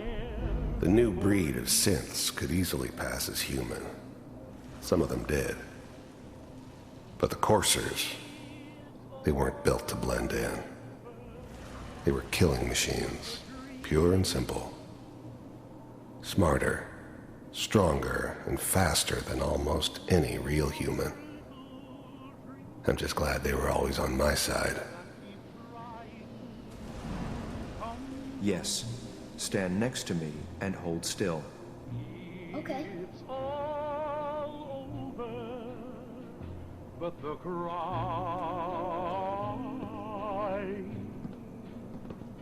and I can't get over crying. X688, ready to relay with Shaun. Bye, Mr. Kellogg. I hope I see you again soon. It's all Bye. This whole setup in Diamond City was part of some elaborate plan of the old man's. Teleportation. Now it all makes sense. Nobody's found the entrance to the Institute because there is no entrance. Let me pull you out of there as soon as you're ready. It's all over, but the dreaming. Poor little dreams that keep trying to come true. It's all over, but the crying, and I can't get over crying. Slow movements, okay? I don't know what kind of side effects the procedure might have had.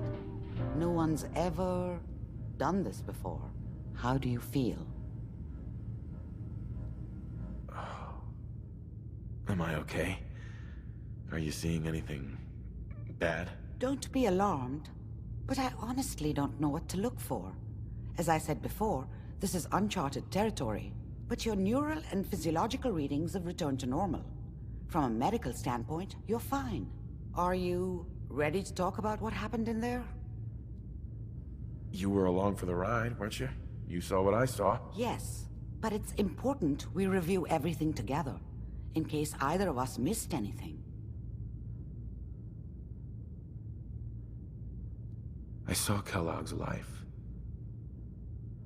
The man who ruined my family. The man I killed. That's right. He was a human being just like the rest of us, and he had reasons for being what he was, however cruel. How does that make you feel? I'm not sure, Doctor. I don't know if there's any right way to feel, either. We're getting off track. The important thing is that we discovered the Institute's greatest secret, teleportation. The only question is, what do we do now? What do you think we should do? Let me think. What about that memory involving Virgil, the rogue Institute scientist?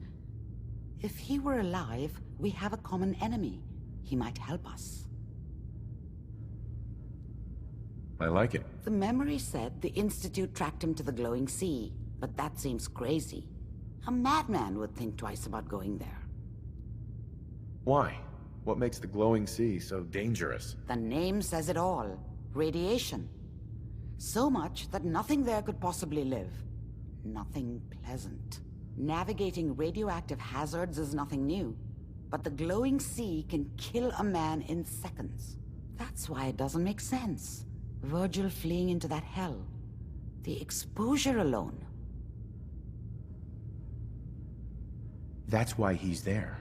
To make the Institute think twice about following him. That must be it. He's using the radiation and the glowing sea like a shield, or a cloak, a way to throw them off and be at an advantage. If Virgil found a way to survive there, you'll have to do the same. If you're going to follow him. How do I fight that much radiation, Doctor? There are chemical compounds. Rad-X, Radaway. You'd need as much as you could carry. Maybe more. A sealed environment suit would be great, if you could find one. Or maybe one of those suits of power armor? That would be perfect. I'll find a way to get through the rads. Don't worry. Good luck. And be safe. By the way, I unplugged Mr. Valentine first. Remove the implant while you were waking up. He's waiting for you upstairs.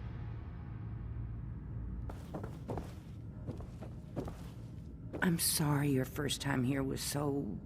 well, all I can say is that you're very brave. Hey, Valentine. Hope you got what you were looking for inside my head. I was right. I should have killed you when you were on ice. Kellogg? Is that you? What? What are you talking about? You feeling all right, Nick? Yeah, I'm fine. Why? You sounded like Kellogg just then. Did I? Huh. Mari said there might be some mnemonic impressions left over. Anyway, I feel fine, so let's get going.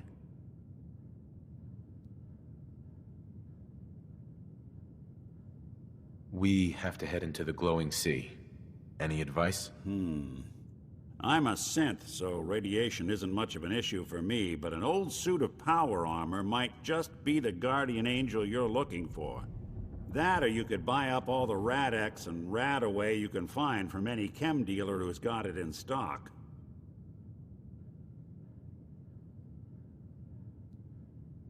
There's something wrong with you, Nick. I don't want you with me. I told you I'm fine. But I get it. Going through Kellogg's brain was a doozy for both of us. I'll be in Diamond City when you've had time to cool off. Hey, Valentine. Time to hit the road? You interested in traveling together? Sure. Could be fun. Let's head out. Well, all right.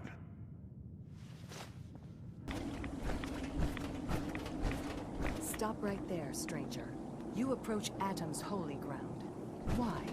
State your purpose or be divided in his sight.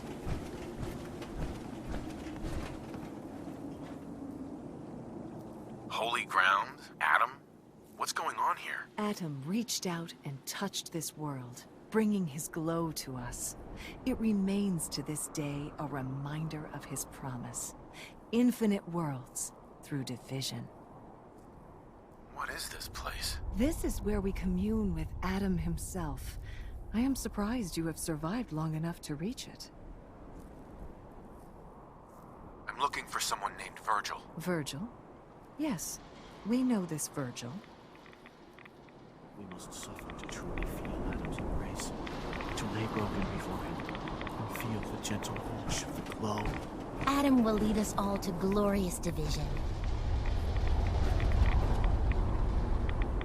Do you have a moment? What do you need of me, child? I'm looking for someone named Virgil. Have you seen him? Yes, I know of him. What do you want with him? I just need some information from him. He has sought refuge with Atom. I would know more before I tell you where he is. What do you want with him? I need his help reaching the Institute. I have heard of this institute. They hide themselves, trying to avoid the power of Atom. A futile effort. In truth, this Virgil has caused some concern. Some believe his presence is an affront to Atom. Though he came to trade with us on a few occasions, we have had little other contact with him. It was quite clear he wanted to be left alone. You can find him southwest of the crater, living in a cave. I would approach cautiously were I you. I feel he does not want visitors. Hey. Hold it. Take it nice and slow. No sudden moves. I know you're from the Institute. So where's Kellogg, huh? Trying to sneak up on me while you distract me? It's not going to work. I'm not stupid. I knew they'd send him after me. Are you Virgil? You know damn well I am. What are you doing here? I need your help. My help? With what? How did you even find me anyway? Can you tell me about the Institute or not? The Institute? So? They did send you, didn't they? You're working with Kellogg.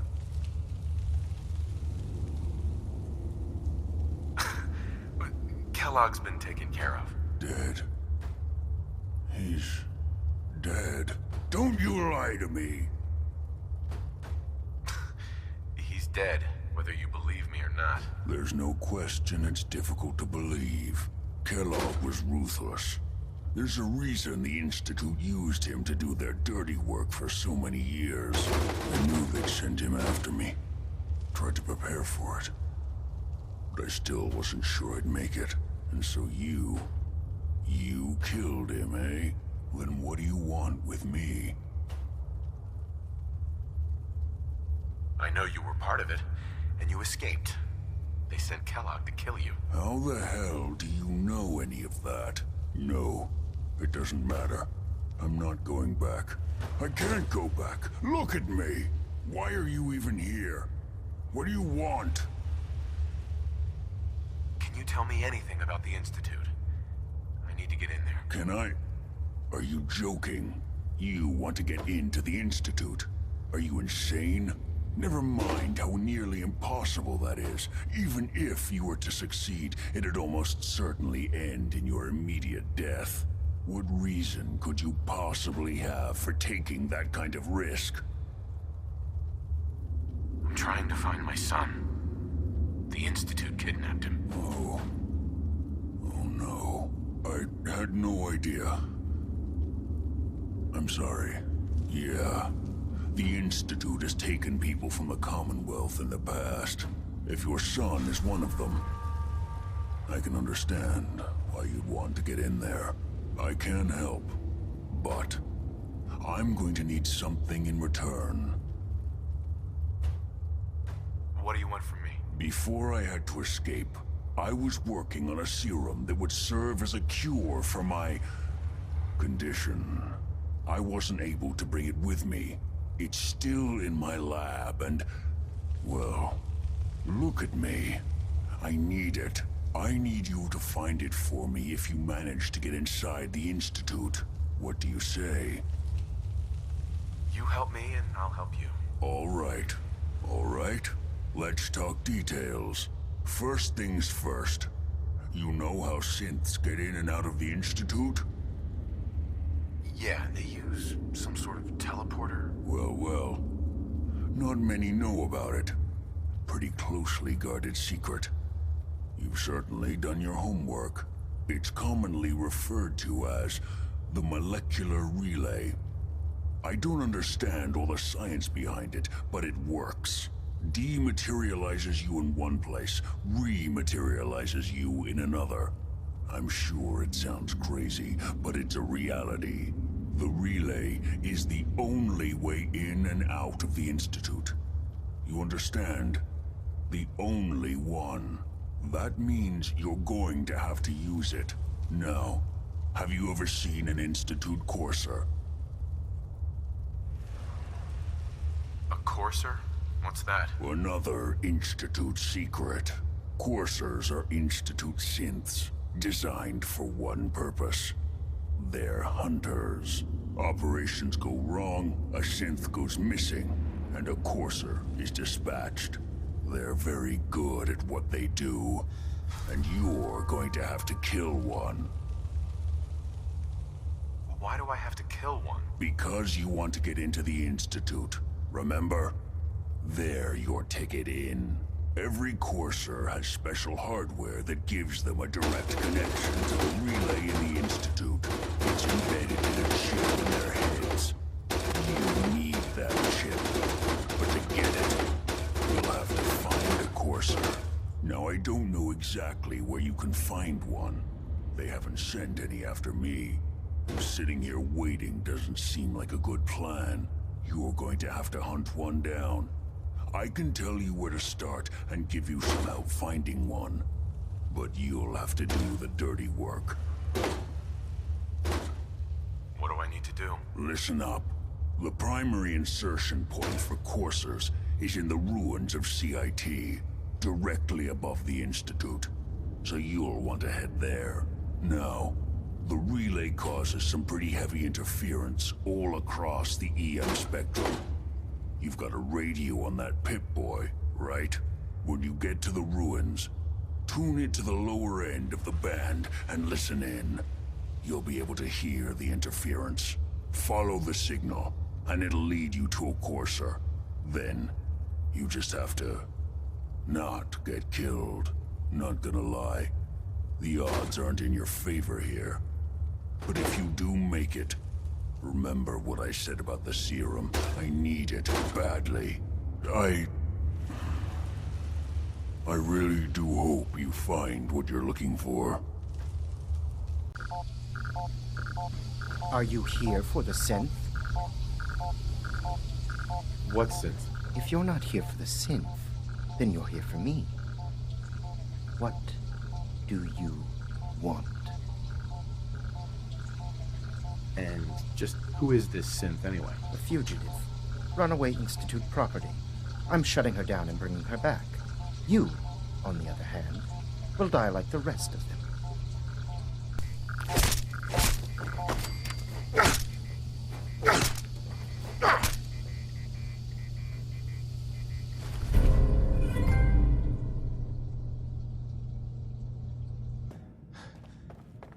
You're back. The glowing sea. Virgil. What happened? I found Virgil. He has a way inside the Institute. But I need a code from a Courser chip. A Courser chip? You fought a Courser? Oh my god. Unfortunately, I can't help you. I've worked on a lot of synths, but never a Courser. I don't know what that chip does, let alone how to decode it. But there are people who might. I work with a group that, well, they're the only ones I know that even have a chance at cracking Institute security. They're called the Railroad. The Railroad? They help synths escape the Institute. I don't know who they all are. Usually an agent of theirs just shows up with someone who needs new memories. One of them gave me a code phrase, said it would help me find them if there was ever an emergency. Follow the Freedom Trail. Any idea what the code phrase means? I'm not sure, but I remember there was a pre-war landmark with a similar name. I'd start there. Hopefully they've placed other clues to tell you where to go after that, hidden somewhere in plain sight. That's how they think. All right. I'll find them. Good luck. I'm sorry what I have is so cryptic, but hopefully you can figure things out as you go. Stop right there. Who the hell are you? I followed the Freedom Trail looking for the Railroad. I'm not your enemy. If that's true, you have nothing to fear. Who told you how to contact us? Dr. Amari told me how to find you. Very interesting. Last question. Why are you here? I tracked down and killed a Courser at GreenTech Genetics. Now I need help breaking the code on his Courser chip. You have what? This is not a joking matter. I didn't know we were having a party. What gives with my invitation? Oh, I see you invited the Courser killer. Nice. Deacon, you're late. You're saying this intruder actually killed a Courser? Single-handedly? Oh, that'd give even Gloria a run for her money. Newsflash, boss. This guy is kind of a big deal. If you're done interrogating him, you might want to show this Courser murdering machine a little courtesy, Just a thought. I owe you an apology. Anyone who kills a Courser is good in my book. I'm Desdemona, and I'm the leader of the Railroad. Who are you people exactly? In a world full of suspicion, treachery, and hunters, we're the synth's only friend. Des, we need to let him in. He's got an intact Courser chip, for God's sake. That violates our security protocols. To hell with that. He killed a Courser. There's no way he's working for the Institute. We're letting you into our headquarters. You're the first outsider ever to be given this privilege. We'll discuss the details about your chip inside.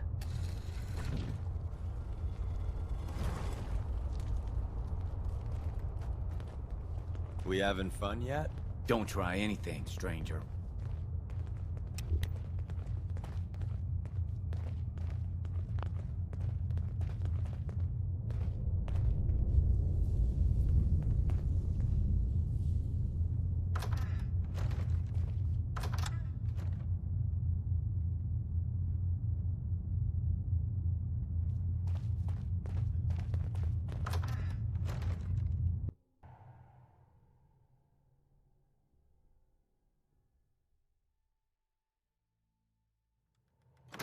Decoding a courser chip is a very delicate operation.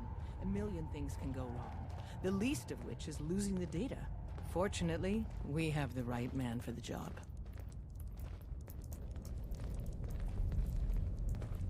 Don't try anything, stranger. Hey, Des. You need something? Tom, our visitor here has a courser chip. Whoa! For real? Oh man, it's been ages! Right. Some ground rules. Tom can get you the code, but once he's done, we get the courser chip. Why do you want the courser chip? Institute tech is light years beyond what we have. And a courser chip is top of the line. I'm not gonna get into details, but that chip could help us save lives. Maybe throw a wrench in some of the Institute's operations. So, hand over the chip. Fine. It's yours. All right. Tom, make it happen. All right, little courser chip. Let's have the circuit analyzer take a crack at you.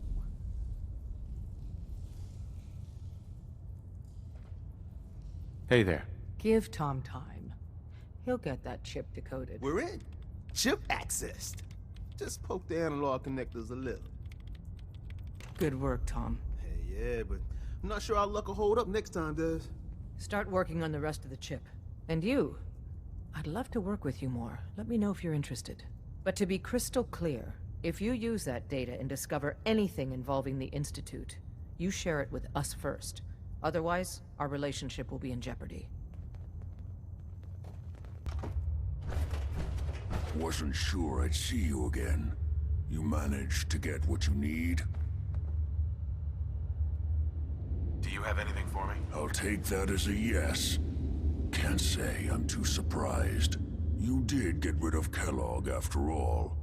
Not too much of a leap to take down a courser. How'd you manage to get it decoded? The railroad helped me. Oh God, those kooks. I would have expected they'd be too busy trying to liberate vending machines or setting computer terminals free or... Sorry. They just have something of a reputation. You're not the only one who's been busy. I did the best I could. From memory and things I've overheard through the years. Came up with some schematics for you. Wasn't easy. These hands are ridiculous. Fine motor skills have gone to shit. Here's the simple explanation. You need to build a device that will hijack the signal the Institute uses to teleport coursers, and send you instead. You know the craziest part of the design? That classical music station. That's the carrier signal for the relay. All the data's on harmonic frequencies. You've been hearing it all along. I want to be clear that this isn't my area of expertise. I was bioscience, not engineering or advanced systems or anything. Bioscience? Advanced systems? Divisions within the Institute. Specialized groups working on various projects. It'll make sense later. But if you can build this device and make use of that code, you should be able to override the signal from the Institute's relay. Can you? I mean, can you build it? You have people that can help. This is a lot for one person, even you.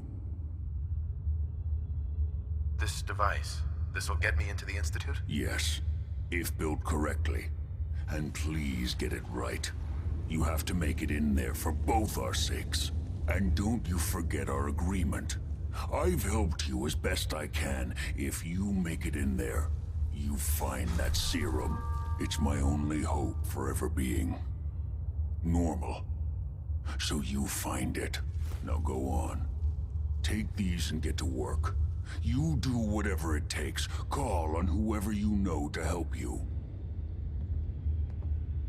What do you need, General? Can you take a look at these schematics? A scientist named Virgil said they could get me inside the Institute. The Institute? Why in the world would you want to mess around with them? They kidnapped my son. Damn. That's some bad business. Even for them. We'll give you whatever help we can. Don't worry about that. Now, assuming you could build this thing, what exactly does it do? The Institute uses teleportation to get in and out. This machine can hijack their signal and send me instead. Teleportation? For real? Wow. That would explain a lot about how the Institute manages to operate. If anyone can make heads or tails of those plans, it'd be Sturgis. I haven't found anything yet that he couldn't build or fix. If you run Preston thought you might be able to figure out these plans for me. Sure thing.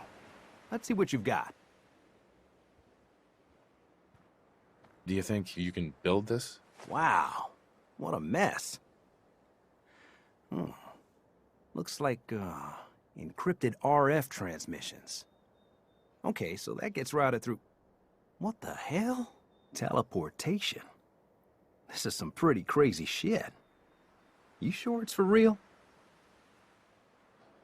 It's real. I got it from an ex-Institute scientist. Seriously? I didn't know you could be an ex-Institute anything and still be breathing. Anyway, the eggheads never think about the nuts and bolts of actually making something work. But, looks like it's all here. Yeah, I'm gonna need some time to study this thing. The handwriting's pretty hard to make out. But, you can get started on what he calls a stabilized reflector platform. It'll need some pretty high-grade metals, but it's basically not that different than the lining of a jet engine or something like that. Can you give me a list of what I'll need to build this platform? Yeah, sure. Here's a list of what you'll need for the first piece. I'm pretty sure we've got all that at Sanctuary, if you want to build it there. While you're working on that, I'll get busy figuring out how to actually build the rest of this thing. Keep in mind, I can already see this is going to take a crazy amount of juice. Like if you had a spare nuclear reactor handy, we could probably use it. And it's going to be big. So find a nice open building site with lots of power available. How's it going? Did you find a good spot to build your signal interceptor? Did you figure out the rest of Virgil's schematics? I think so. Best I can tell until we actually try to put it together. Here's a list of 3 things that may be harder to find. I think I'll be able to pull together everything else we're gonna need. I'll meet you over at the building site and see if we can actually make this thing work.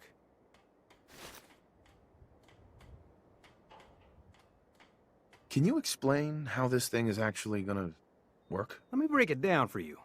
There's 4 main parts to this thing. 1, a control console to input the code and process the signal. 2, what he calls a relay dish. That's what intercepts the teleporter signal. 3, a molecular beam emitter. Gets pretty technical here, but looks like this is what translates your matter into energy for transmission. 4, the stabilized reflector platform that you already built. That's what concentrates and reflects the molecular beam. One thing to keep in mind while you're building this, it all needs to be wired together so all the pieces can talk to each other. I'll see you over at the building site. Good luck.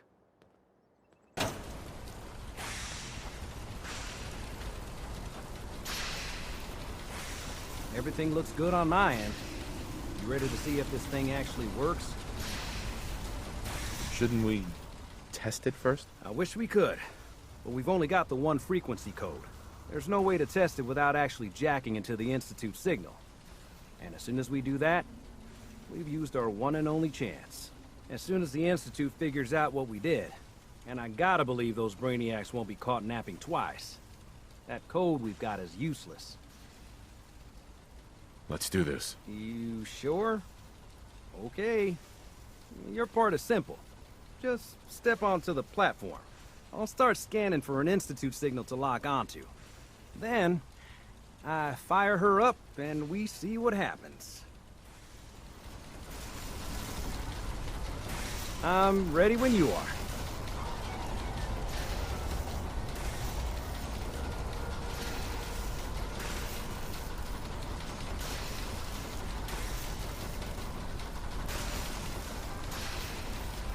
Okay, hold real still. I don't want any corruption of the molecular beam.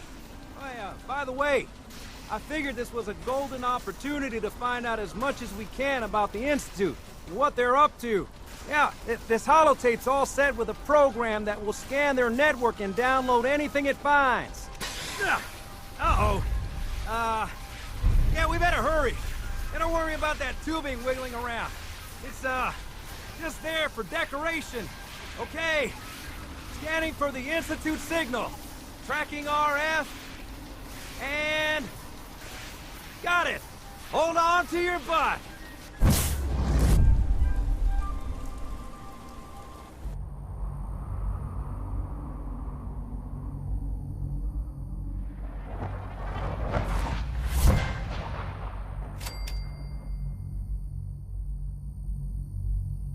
Hello. I wondered if you might make it here. You're quite resourceful. I'm known as Father. The Institute is under my guidance. I know why you're here. Busted. I'd like to discuss things with you face to face. Please, step into the elevator.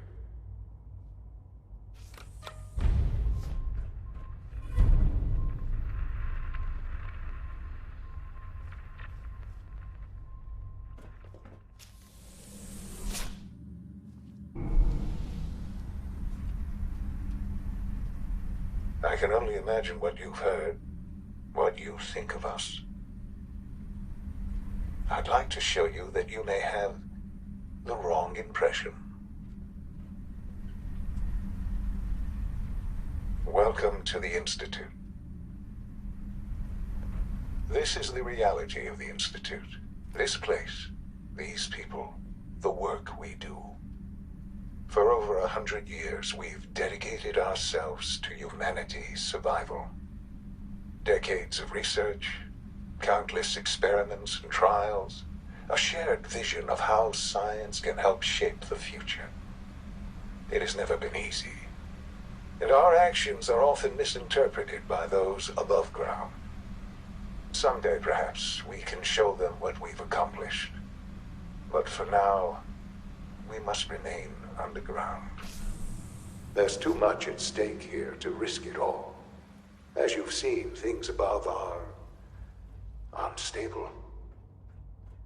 I'd like to talk to you about what we can do for everyone. But that can wait. You are here for a specific, very personal reason. You are here for your son.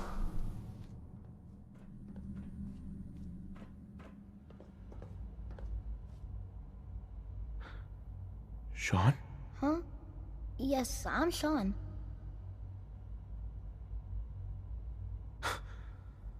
Shaun?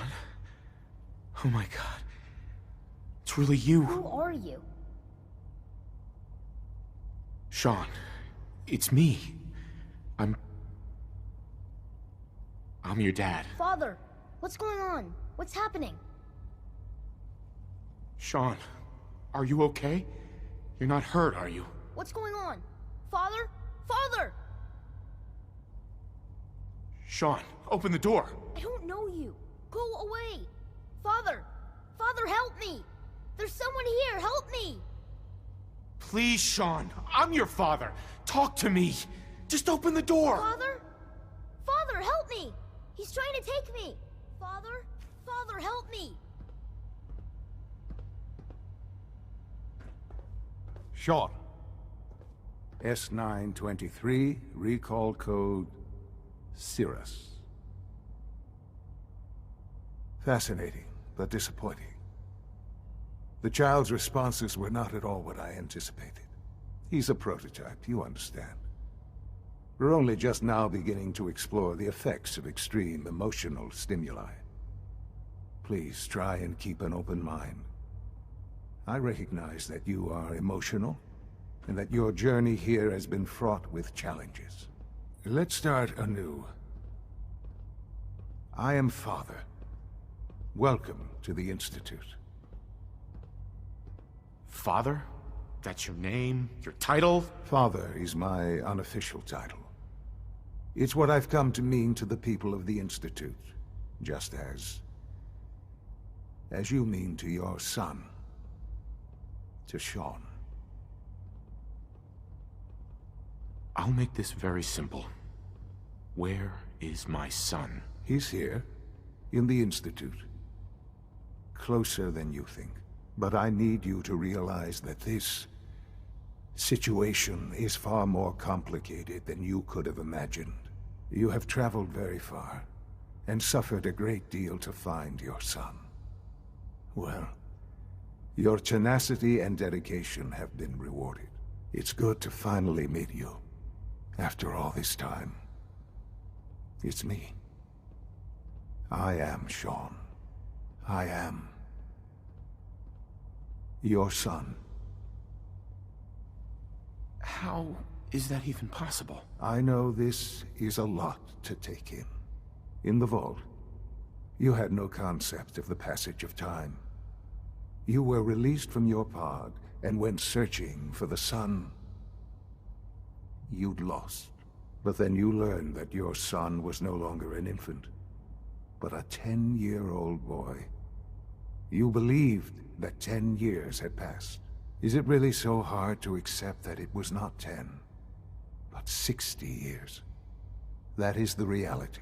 And here I am, raised by the Institute, and now its leader.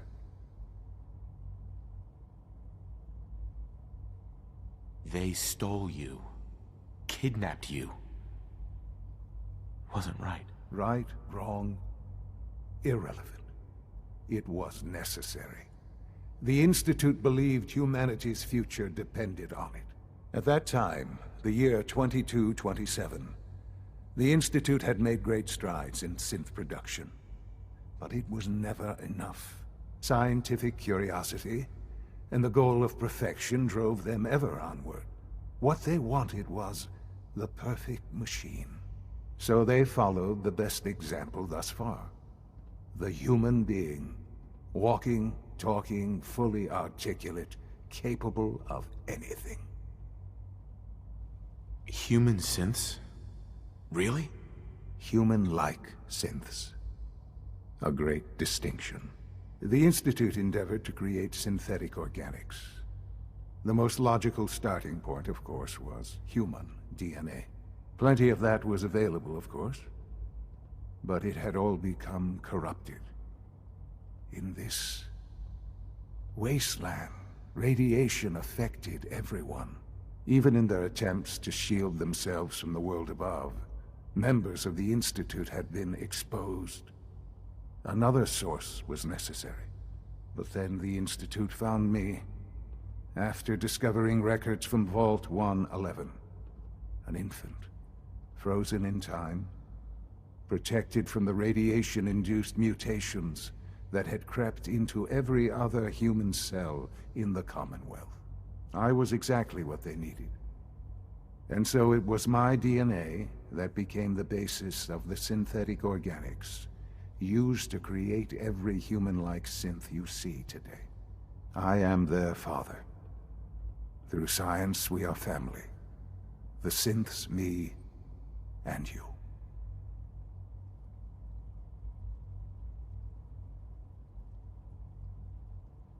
And you've been down here the whole time? I have. Yes. I know you must have questions. Please.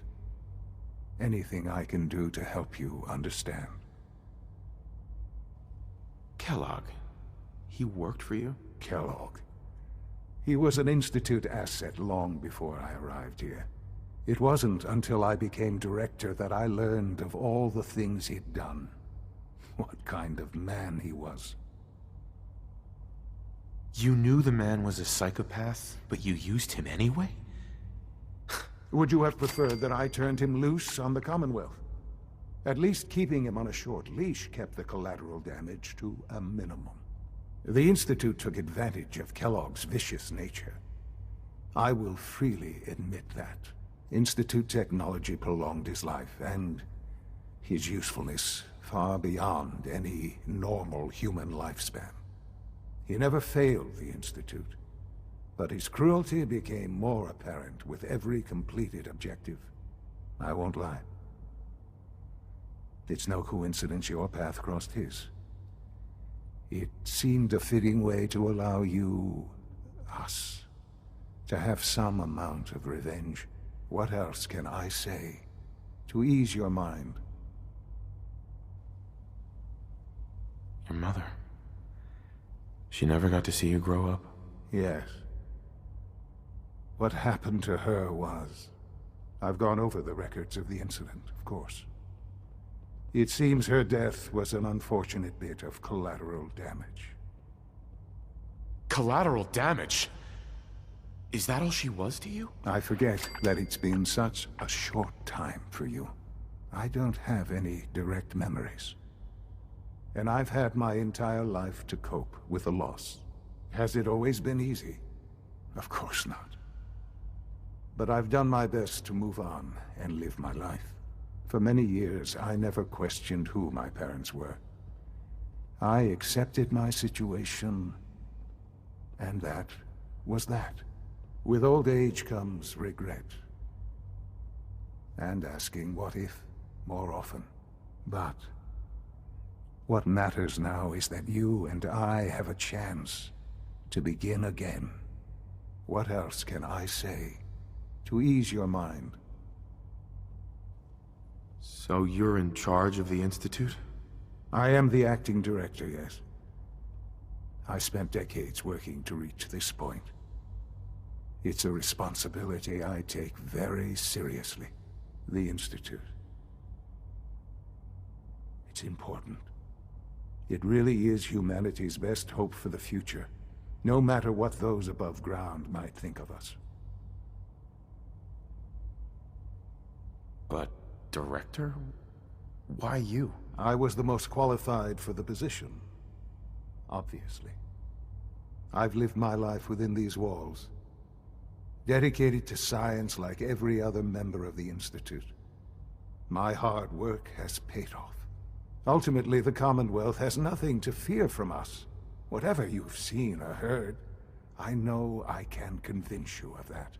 Just give me time. I know there's more for us to discuss. But the Institute is on the verge of some important breakthroughs. Your presence would be appreciated as we approach them. I've been a part of something amazing here. I've helped to build a life for myself and the people of the Institute. And now, after all these years, you have an opportunity to help with that. Doesn't that intrigue you? Isn't that what you want? You want me to stay here? In the Institute? Yes. That is what I propose. Is it so hard to imagine? The Institute can provide a better life than anything above ground. You've been in the Commonwealth. You've seen what it's like. I assure you that you are better off with us. Things are pretty terrible up there. I've seen it myself. I know. That is why we are so committed to creating a better life for ourselves here. And it's a life that you can now be part of. I simply ask that you give the Institute, me, a chance. A chance to show you what I've been telling you. We really do have humanity's best interest at heart. Will you take that chance? All right. Thank you. The Institute is now your home, as much as it is mine. Please take some time, get to know it. Meet the people you'll be working with. You'll want to introduce yourself to the division heads. Dr. Fillmore in Facilities, Dr. Ayo in SRB, Dr. Holdren in Bioscience, and finally Dr. Lee in Advanced Systems. They've all been notified of your arrival, of course. Meet them, and then we'll discuss what comes next.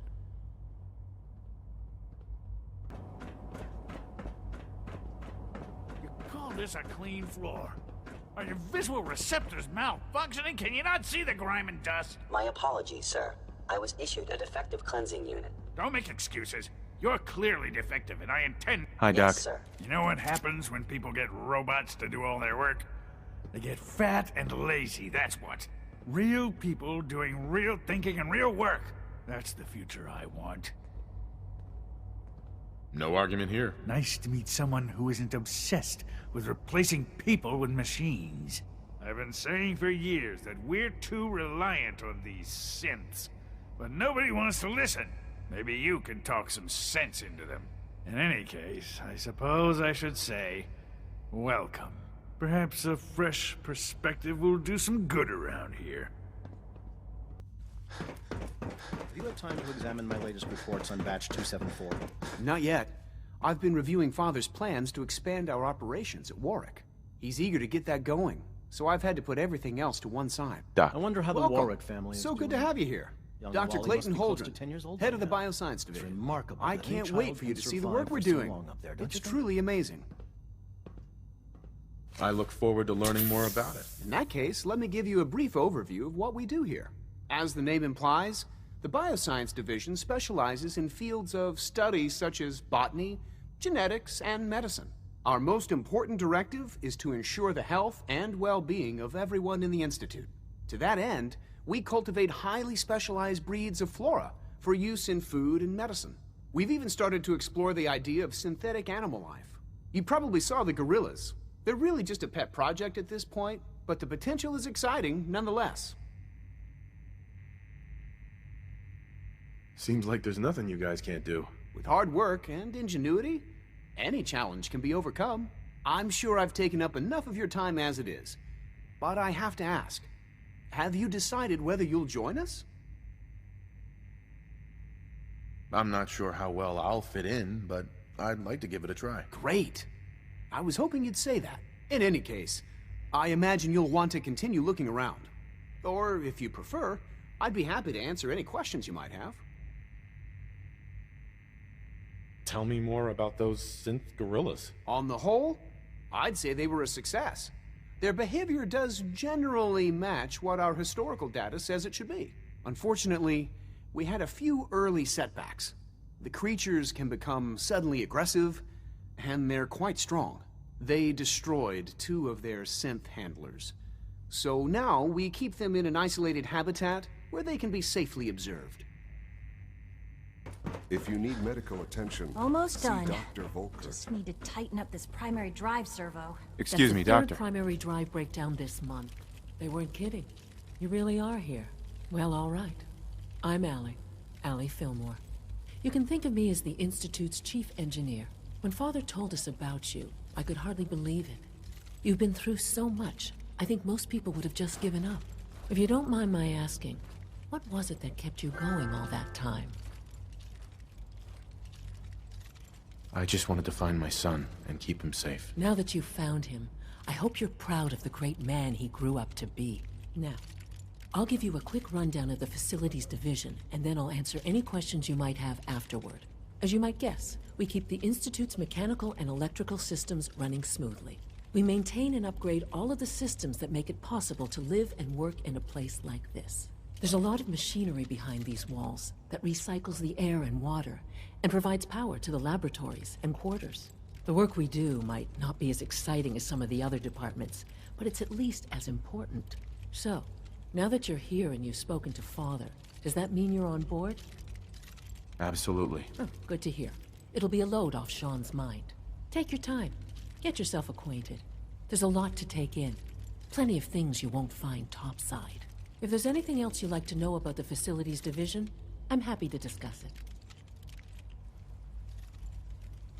It must be a challenge to meet the power demands of a place like this. Absolutely. We scratch and scrape for every precious ounce of voltage that we can. Over the years, we've learned a few tricks that help supplement our power budget. When necessary, we can tap into select sources on the surface. We take only what we need, of course. Fortunately, Advanced Systems is always working on new solutions to generate more energy. It's a good thing, too, because the demand is always increasing. You don't even want to know what a single use of the molecular dematerializer consumes. Oh, I don't know. You going? Hey, Doc. So, here you are. Justin Ao, Acting Director of the Synth Retention Bureau. I'll be upfront with you. We're going to be keeping a close eye on you for the near future. Despite your relation to Father, you're a bit of an unknown quantity. I'm sure you understand. There won't be any issues, will there? No problems here. Good to hear. Now, Father has asked that I provide you with a brief overview of the Synth Retention Bureau. Our primary responsibility is the recovery of escaped synths that are hiding among the human population on the surface. I'm sure it's best for everyone if the synths remain here. Certainly. We can't allow sophisticated Institute technology to fall into the wrong hands. The results could be disastrous. Our main instrument is the Courser, a third-generation synth assigned to operate on the surface. Coursers hunt down and reclaim synths that have escaped the Institute. They are highly self-sufficient, trained in combat, infiltration, and tracking. In a word, our Coursers are relentless. But I gather you know all this, since you've encountered one already. In fact, I'd very much like to know how you defeated it. I'm no stranger to combat. Even so, a Courser should be more than a match for any single combatant. I suppose I'll have to ask robotics to perform detailed diagnostics on the entire production run. As if we don't have enough problems. Now, unless you need something else, I'll get back to work.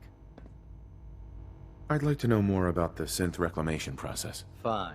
Once a Courser has located a rogue synth, it uses that synth's recall code to wipe its memories and render it inert.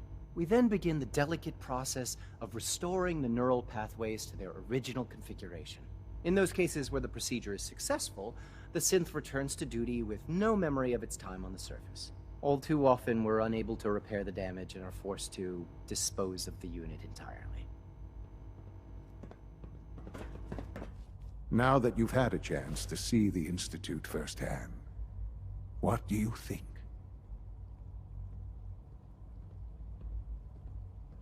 You've got technology here that I never dreamed possible. It's amazing. I'm glad you can appreciate what we've accomplished.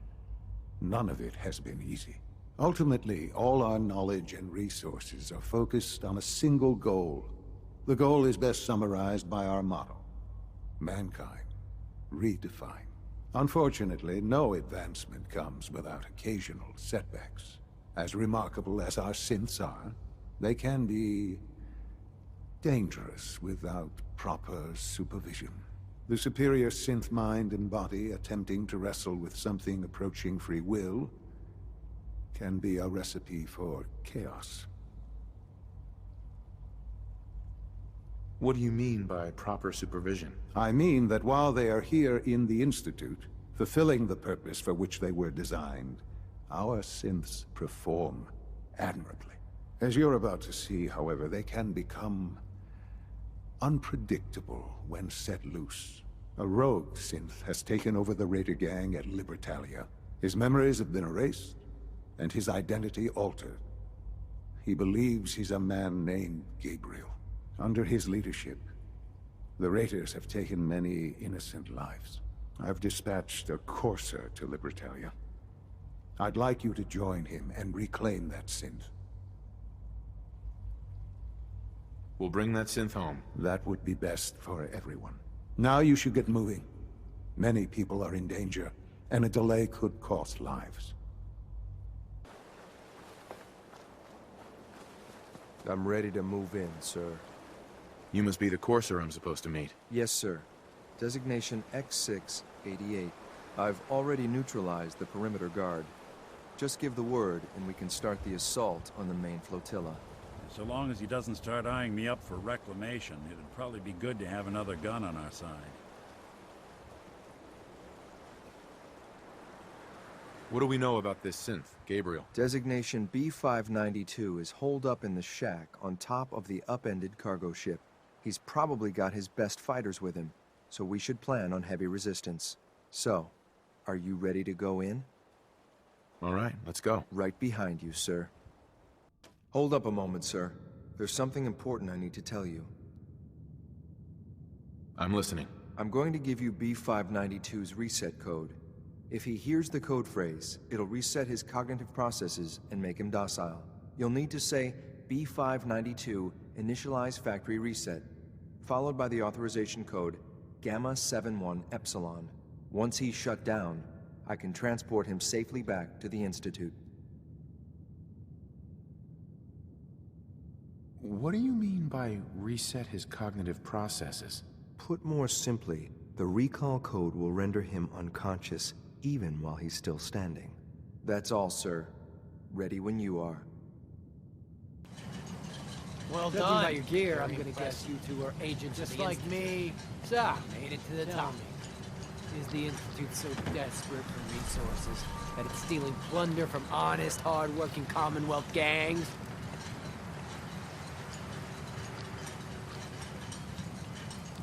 How much plunder have you got? Ah, so you are here for loot, then. What are you doing, boss? We can take these guys.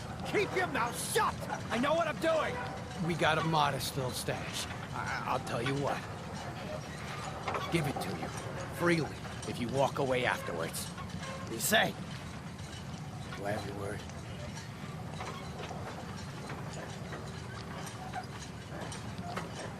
And if I refuse? You must be out of your damn mind. That's the way you want it? Then let's finish this!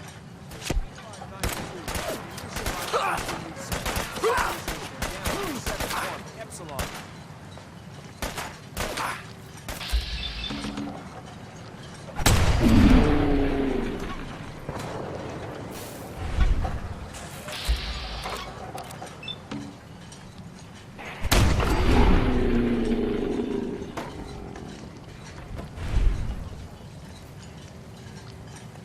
Nice work, sir. I'll take the synth back. I'm glad to see you return safely. I know the task was difficult, but I needed you to see firsthand how dangerous a rogue synth can be. Why do you care what happens on the surface? You're in your own world down here. Because there are forces on the surface that could pose a threat to us, and only a fool ignores a possible threat. We might diminish that danger by correcting the false perception that we intend some great harm to mankind. But enough about that. The task is done, and you've returned our synth safely to us. I couldn't have hoped for a better outcome. Well done. While you were away, I had quarters prepared for you. You'll find all the basic necessities, as well as a generous stock of arms and equipment. Go and have a look. I think you'll be quite pleased. Ah. Hello, Father. Tell me, what would you do when someone has stolen from you? That's a loaded question. What's been stolen from you? Institute property is not often taken from us. We cannot react lightly when it happens. The group that calls themselves the Railroad have acquired several synths from the Institute. Synths that had gone missing in recent months. They no doubt mean to free these synths, in their delusion that synths are somehow sentient beings. You've been in contact with the Railroad, so you're aware of their misguided beliefs.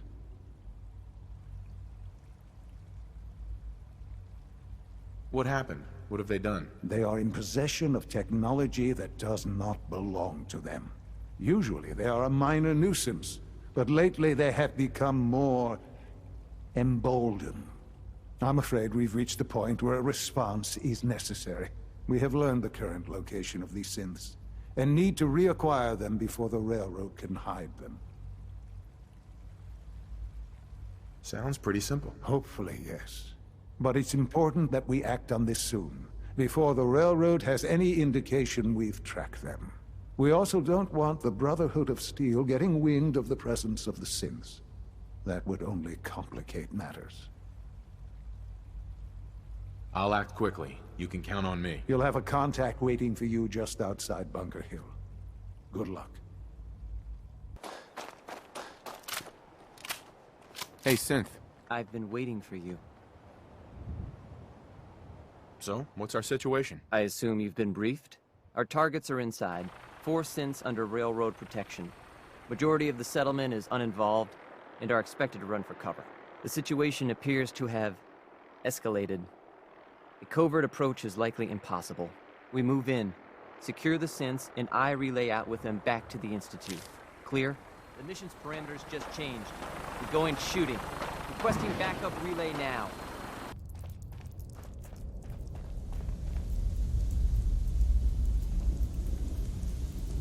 I've been looking for you. No, I've got money. It's yours if you let me go. F633, initiate reset. Authorization code Delta 62 Arcus. Here they are. God, it's a courser. Oh no! Issue the reset codes and we'll relay back to the Institute. Time is critical.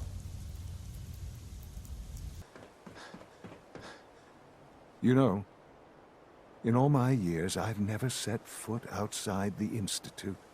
Not once. Since the day they brought me here. I've never had a reason.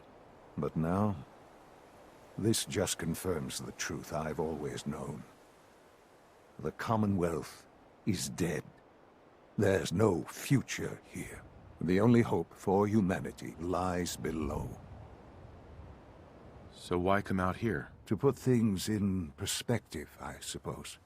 Standing here, I'm reminded of how fortunate I am that I was spared a life in this wasteland. I know that to you, I was kidnapped from that vault. In truth, the Institute rescued me. Both of us, really. They kept me alive, too. They did, indeed. I was the perfect candidate. An infant with uncorrupted DNA. But if something were to go wrong, if I died, well, the Institute realized a contingency plan was prudent. Another source of pre-war DNA, preferably related to their primary subject. It only made sense that my parents should fill that role. So you were kept alive and safe within the vault. I'll admit, when I had you released from Vault 111, I had no expectations that you'd survive out here in all this. To not only do so, but manage to find me. To infiltrate the Institute itself. Extraordinary. So it was you. You let me out. Yes. It was my decision. Certainly it was no longer necessary to keep you suspended. Well, I suppose I wanted to see what would happen. An experiment of sorts. I had no idea what kind of man you were, you see. Would the Commonwealth corrupt you? As it has everything else? Would you even survive?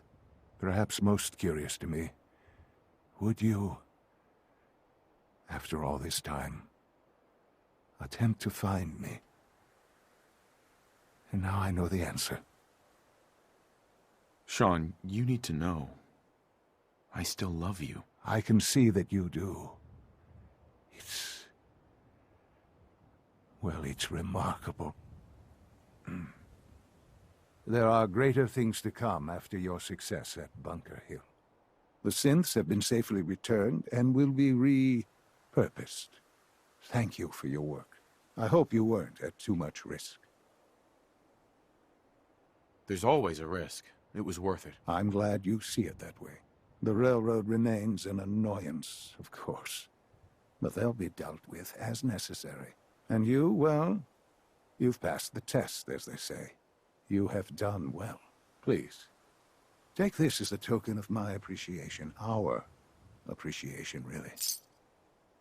It's time for you to become more involved in the future of the Institute. I'd like you to join me inside. The Directorate is meeting, and you should be there. I'll be waiting. I've seen enough. It's time to go back in.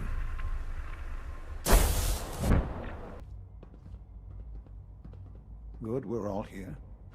I think it's time we begin. Sir, excuse me, but what exactly is he doing here? I will address that issue.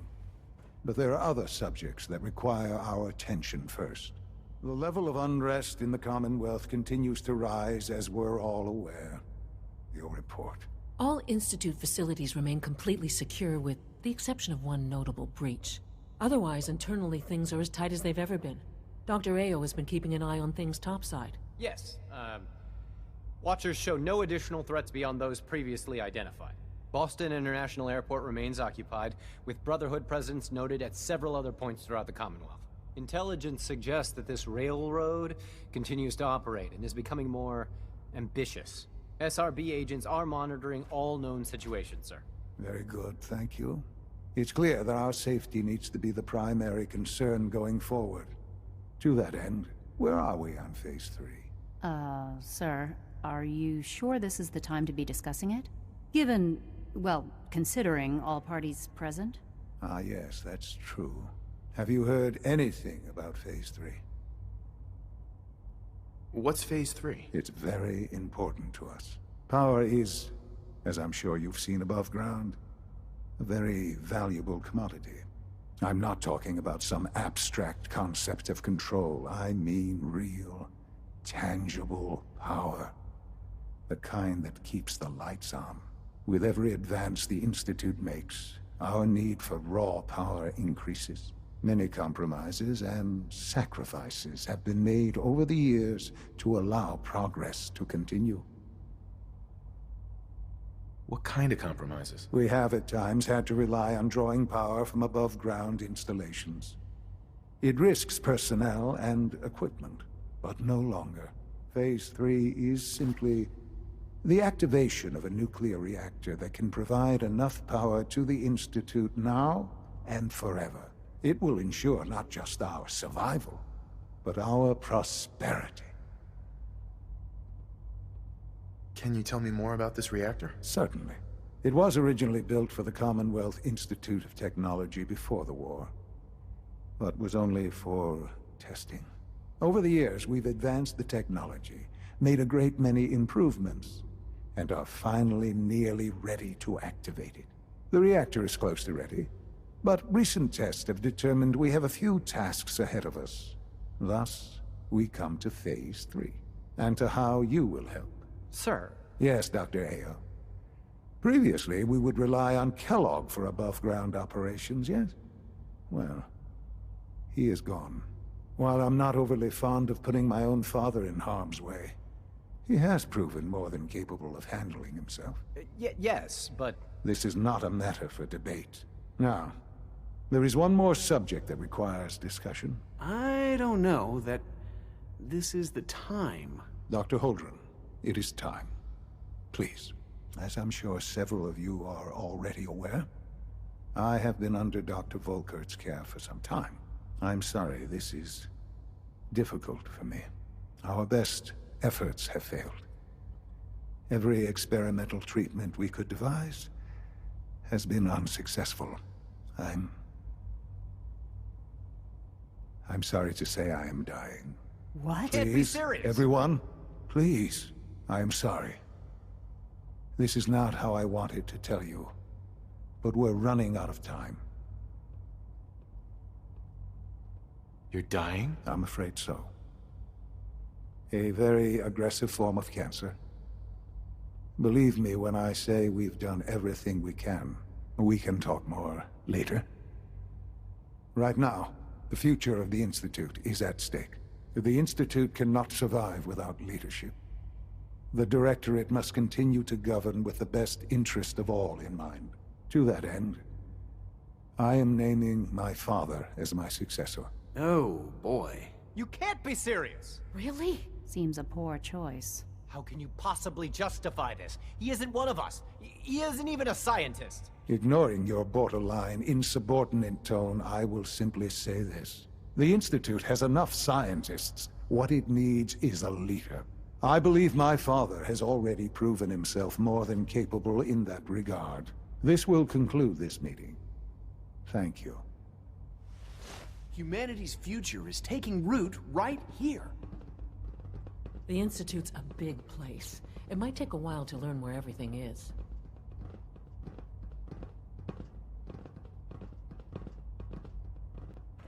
Perhaps someday our synths can reclaim the Commonwealth.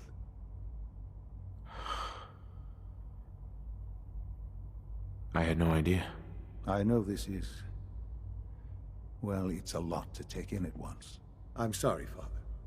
I hope it wasn't too presumptuous of me to put you in charge without even asking first.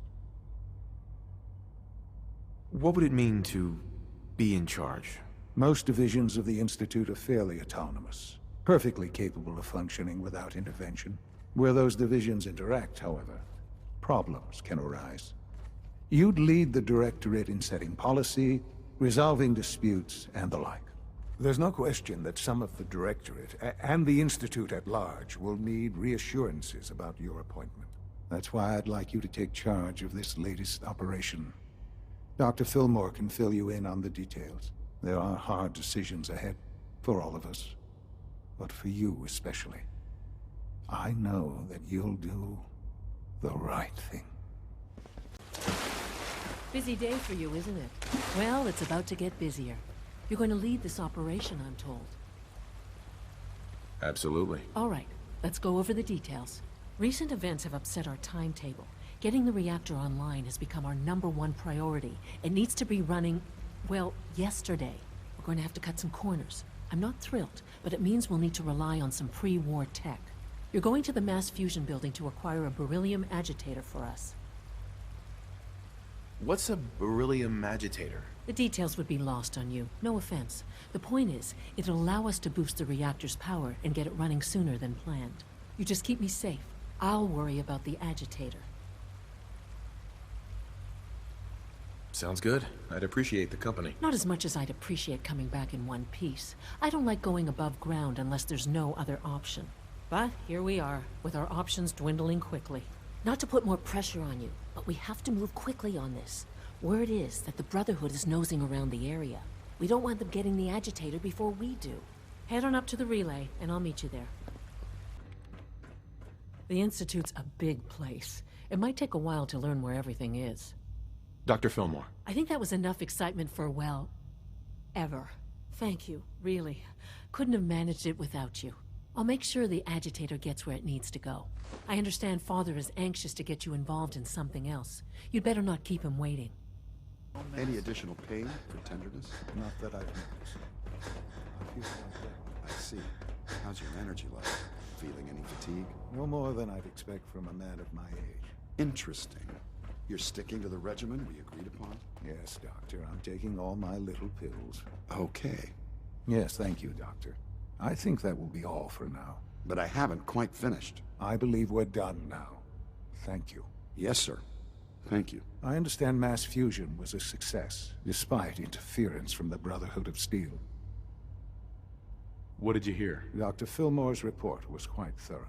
The Brotherhood's intervention must be placed in a larger context, however, given their penchant for hoarding technology. Future conflict with them is guaranteed.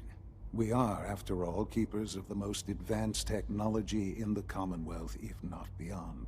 It also cannot go unnoticed that there were concerns within the Institute about your allegiances. I, of course, never doubted your commitment to our cause.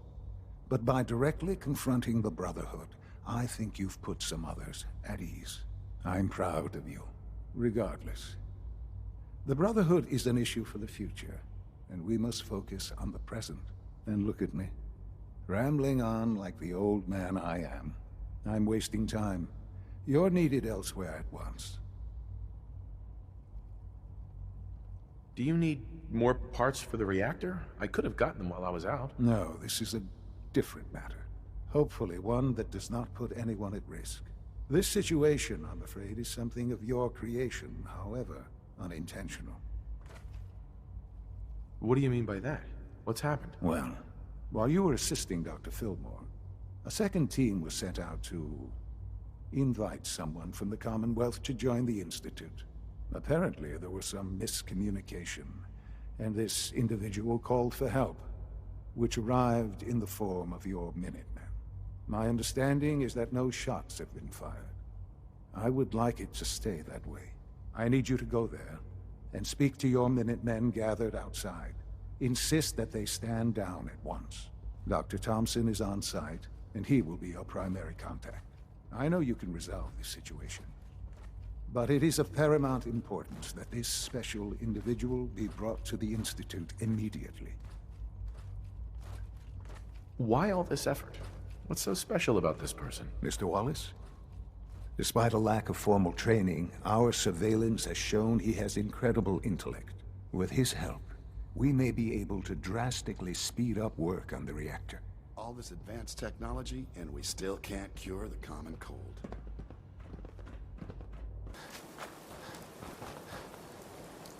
What's going on here? You're an unexpected surprise. We could use the backup. These Institute bastards aren't getting away. They'll have to go through us to get out of there. We don't know quite what we're up against, but it's good you're here to help. How did you hear about this? Can you bring me up to speed on the situation? Commonwealth citizen lives in that there observatory. Institute thugs showed up to haul him off, only he spotted them coming. He managed to fire off a flare gun, got our attention, and we got up here as quick as we could. Now they're trapped inside. So, how do you want to play this? We thought about trying to lure him out here, since it'd be easier to kill him. But then we realized we probably ought to storm the place, to make sure they can't disappear on us. That makes sense, right? So, you want to lead the charge? Have your men hold their ground. I'll go in and assess the situation. I don't think that's a good idea. Sir, we have to act now, or else we risk not only letting them get away, but taking one of ours with them. I wouldn't wish that fate on anyone. Are you gonna lead us in there, or what? This whole thing is just a misunderstanding. A misunderstanding. Can't wait to hear this. Explain to me how this is a misunderstanding.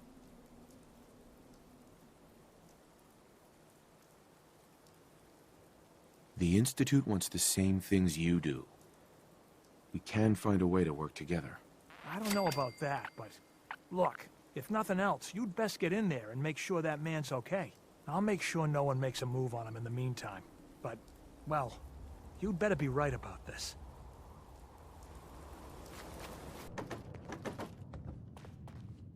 Oh, thank God you're here. I was starting to worry we might not make it out of this mess. How exactly did this happen? I'm not suited for field work. I've said that over and over, and they sent me anyway. There was no indication that Wallace had been in contact with anyone or was aware that we might be watching him. If I'd known, I don't know. Maybe I'd have tried to handle things differently. I know he's potentially important to Phase 3 and all, but I'm not sure it's worth putting ourselves in harm's way. If he's really important to the Institute, then it's worth it. You're right, I suppose. I know they've been keeping an eye on him for years. Not sure how they originally found him, but probably don't want to know. But once they realized how smart he was and what an asset he could be for Phase 3, they watched pretty closely. I think they even fed him scientific material from time to time to see how good he was, you know, testing him, to see if he was Institute material. Let's just get Wallace and get out of here.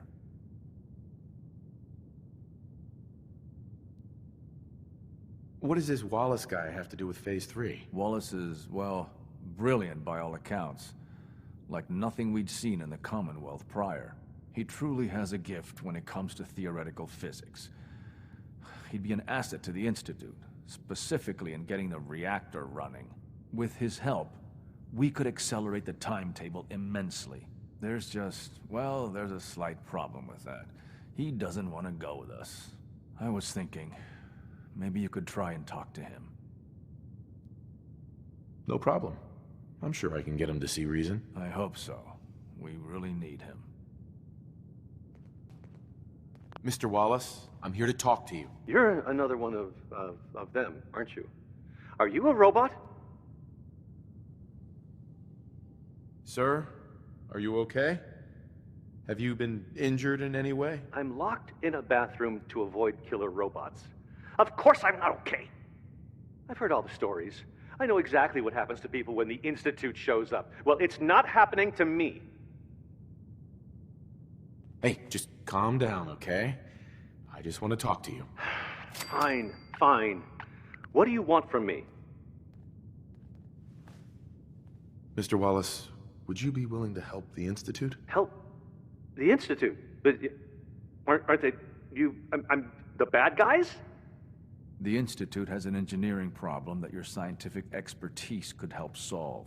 In exchange for helping us out, you'd be granted access to the most advanced research facility imaginable. Whatever research you wanted to perform, anything, it's possible there. I promise. You'd be safe and secure in a way that's completely impossible anywhere else. You'd be helping us create a better world. That sounds good. Okay, fine. I'll go. Okay.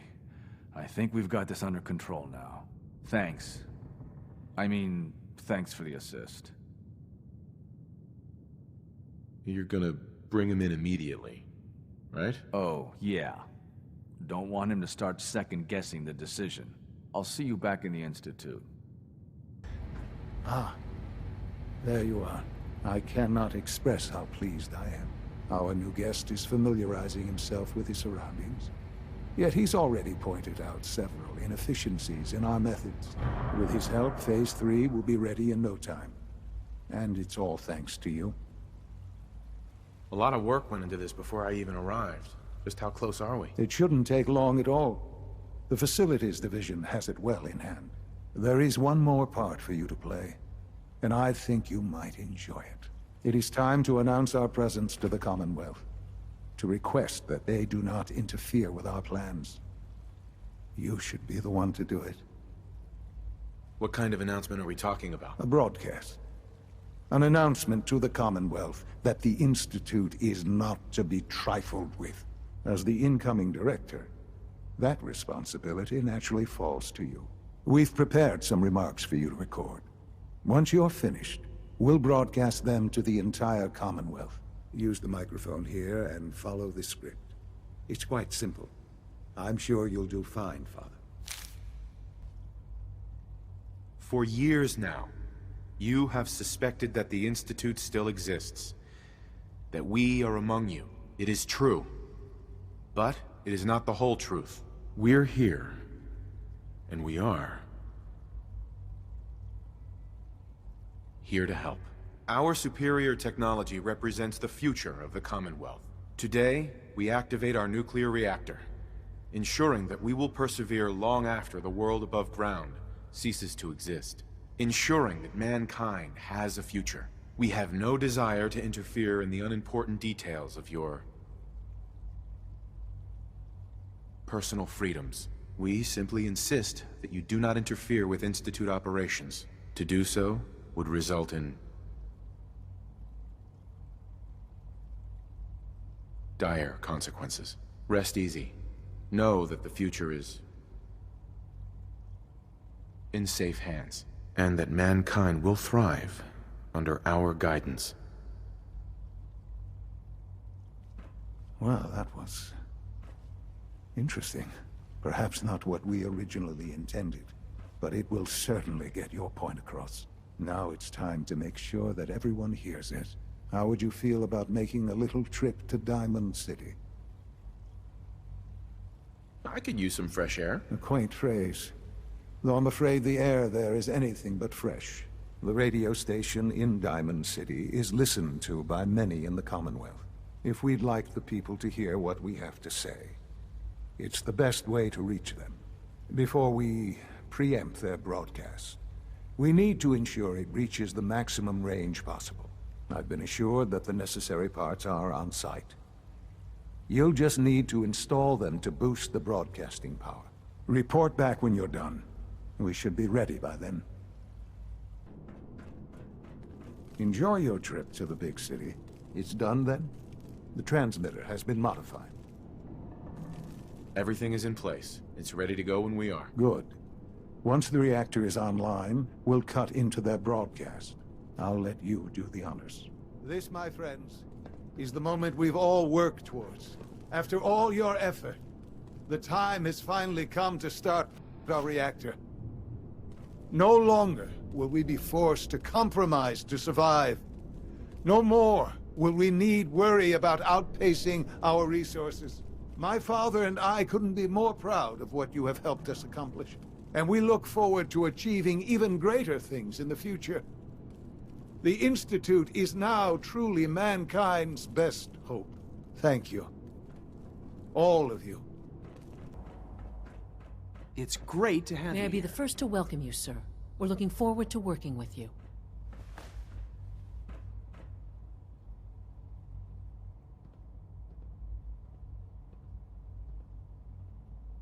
I'm happy to be here, Dr. Fillmore. I hope I do the position justice. I'm sure you will. Right now, we're all here because it's finally time to stand up for ourselves. Let's not be dramatic, Justin. There's nothing dramatic about it. We're in a position to push back, to assert ourselves here. That's what we've talked about all along. To bring you up to speed, obviously there are groups in the Commonwealth that stand in opposition to the Institute's goals. With the reactor now online, we have the ability to not only expand synth production, but to project power to a much greater degree. Where are you going with this? What's the Institute's goal? Well, the Directorate has agreed that steps must be taken to ensure our safety in the long run. Let's not beat around the bush. The Directorate has agreed that the Brotherhood of Steel needs to be eliminated. As the incoming director, we felt it important to inform you of the decision and get your thoughts on it. So, where do you stand?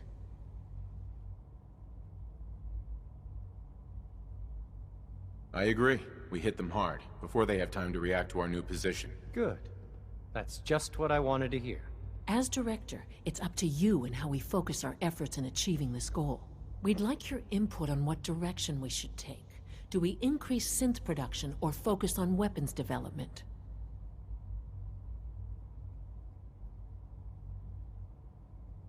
Synths are the Institute's greatest strength. The more we have, the better off we are. Well said. I'll see that the necessary steps are taken. Thank you very much for your time, sir. That's all we have for the moment.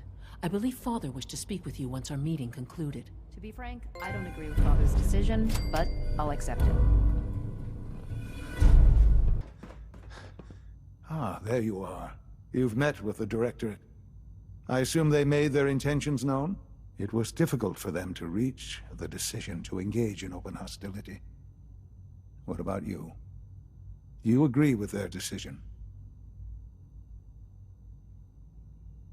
It's the only way we can ensure the Institute's safety. That makes it the right thing to do. I'm glad you agree. None what comes next will be easy. That conviction may help keep us all going. You know, Father, it's no secret that you worked with the Railroad in order to first reach the Institute. The depth of your involvement with them has been called into question repeatedly. I'm sure you can guess by whom. The question is, where do you stand with them now? Do you count them amongst your allies?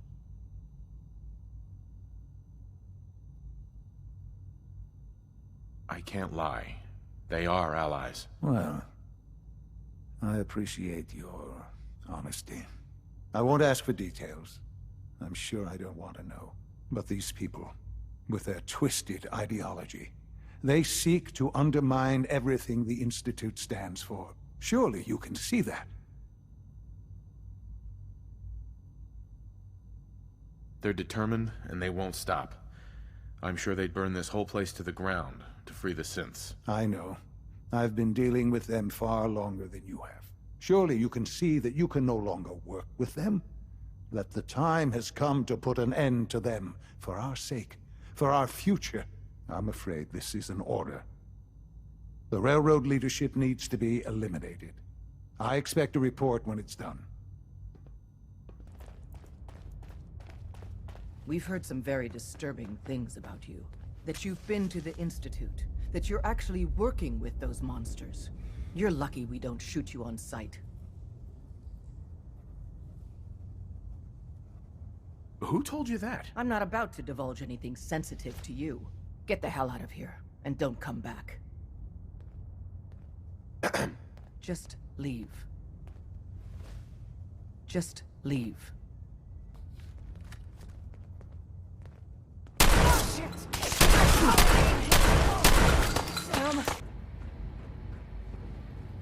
And so, the work is done. I am sorry. I know it was likely difficult for you. It was tough, yeah. I assure you that there was no other way. Their fanaticism wouldn't have allowed it. There is obviously one final threat the Institute faces. What is it? What's this last threat? Well, perhaps it's not that obvious after all. The Brotherhood of Steel covets technology, and has made it clear that we cannot peacefully coexist. They will eventually come for us, and attempt to take what we've spent so long creating. We need to destroy them before they can destroy us. You're right. We take the fight to them. I'm glad you agree. But the problem with the Brotherhood of Steel goes beyond the edges of the Commonwealth. It's not enough to destroy them here. There are more of them out there in the world, Father. And they too will come for us. You have something in mind if that happens. I'd like to prevent it from happening in the first place. We will show them that if they interfere with us, the very technology they value so highly will be turned against them. We will teach them that we can appear at a moment's notice, wherever we please, and they cannot ever stop us. They will know better than to ever interfere with us again. So we're just going to attack them? There's a plan that's a little more involved than that. Dr. Lee should be expecting you in her lab. She can fill you in on the details. Time is of the essence. At last, we have power adequate to our needs. Dr. Lee. What can I do for you?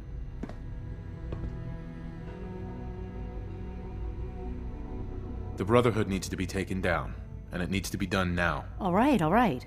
Calm down. Well, let's get to it. Dr. Orman, over here, please. It's time. What now? I'm still working over the code that the robotics sent over. The algorithm is a mess. It's not even close to peak efficiency. It would seem we've run out of time. Let's go. I'm glad you talked me into coming here. So, what exactly is going on? We're going to cover the basics of the operation as it stands now. Dr. Orman has done most of the prep work, so I'll let her explain. Okay, thanks. Is this really exciting, or is it just me? So, you know that the Brotherhood's main operation is at the airport, right? What can you tell me about the airport? Well, there are a few key buildings that are still structurally sound, but no pre-war aircraft are still in service. If they were a little less intelligent, we wouldn't even be talking about this. We'd have just swarmed them with synths. But they're not idiots. They've managed to generate an EM field that's messing with our ability to relay in. What sort of EM field? What's it doing? Basically, just scattering any suitable complex signals, like the ones from our relay, preventing us from getting close. So the immediate area around their encampment is a no-go. They don't, however, have the entire airport covered.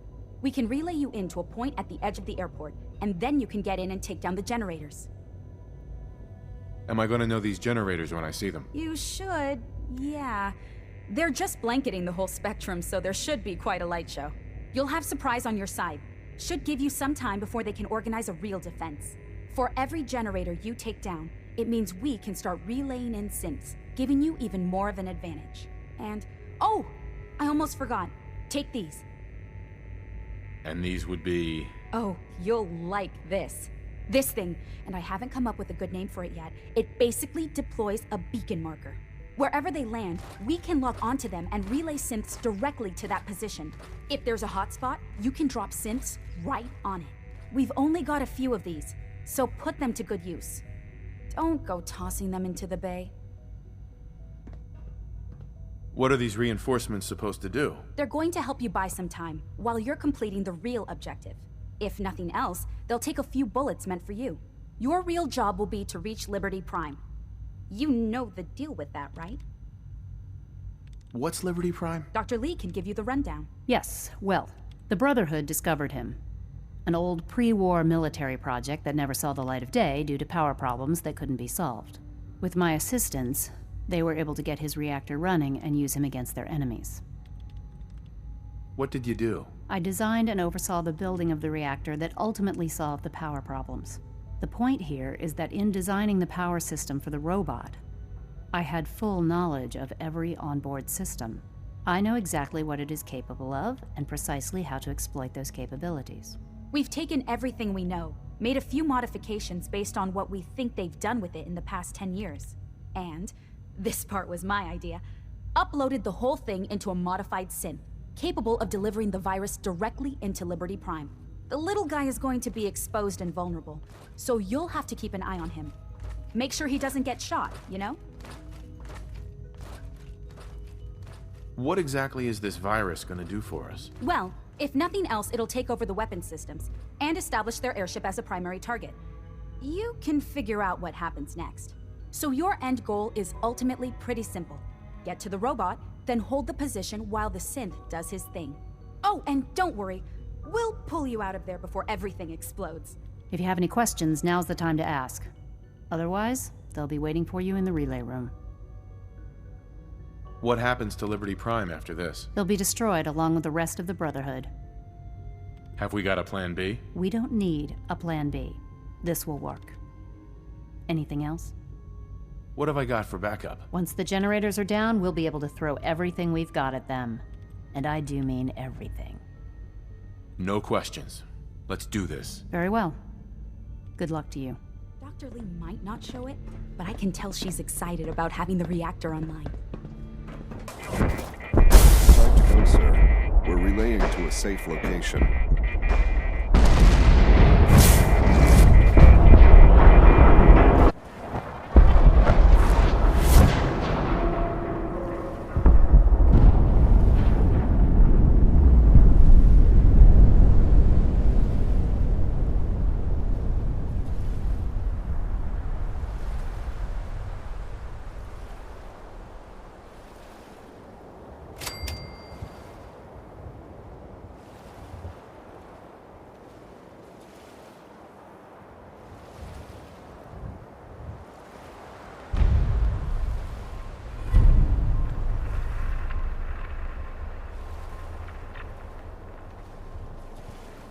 So, you want to tell me why you did it? Why you sided with those boogeymen?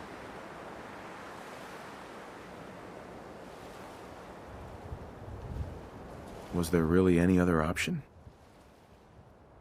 The Institute were the only ones trying to preserve humanity, Nick. Preserving humanity? That's what we're calling taking out the Brotherhood? The Railroad? All those lives lost. For what? So a group of mad scientists can keep plundering the Commonwealth to their heart's content? Is that truly the world you want to live in?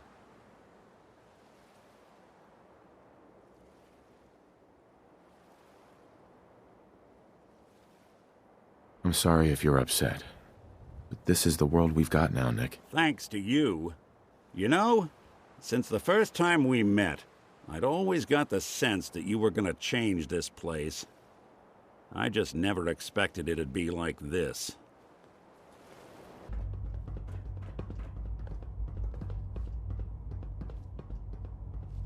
Hello, Shaun. Ah. There you are. I've already heard the news. But of course you wouldn't be here if it weren't a success. I'm glad it worked, but I'm glad you're safe.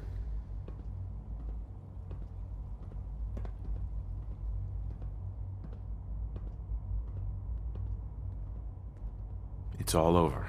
Ah. But it's really not. It's just beginning for you.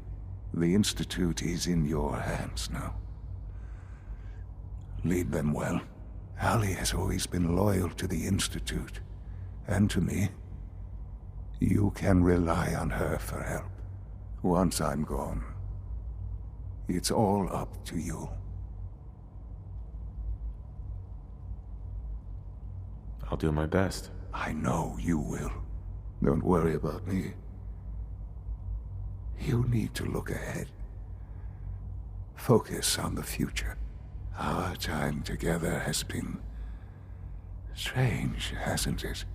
I spent years wondering what you were like. Thinking about all we missed out on.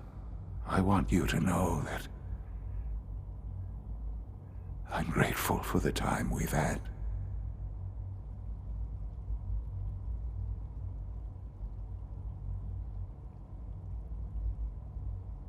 I'm glad I found you. As am I. Thank you, Father. You've helped a boy achieve his dreams. I think I'd like to sleep now. I've lost Shaun. All over again. I close my eyes. I see my life before all of this. Before the bombs. Everything can change in an instant, and the future you plan for yourself shifts, whether or not you're ready. At some point, it happens to all of us. This wasn't the world I wanted, but it was the one I found myself in. The Commonwealth. My home. Ripped apart and put back together. I hoped I could find my family, cheat time, make us whole again. The way we were. But now I know. I know I can't go back. I know the world has changed. That the road ahead will be hard. This time, I'm ready. Because I know war. War never changes.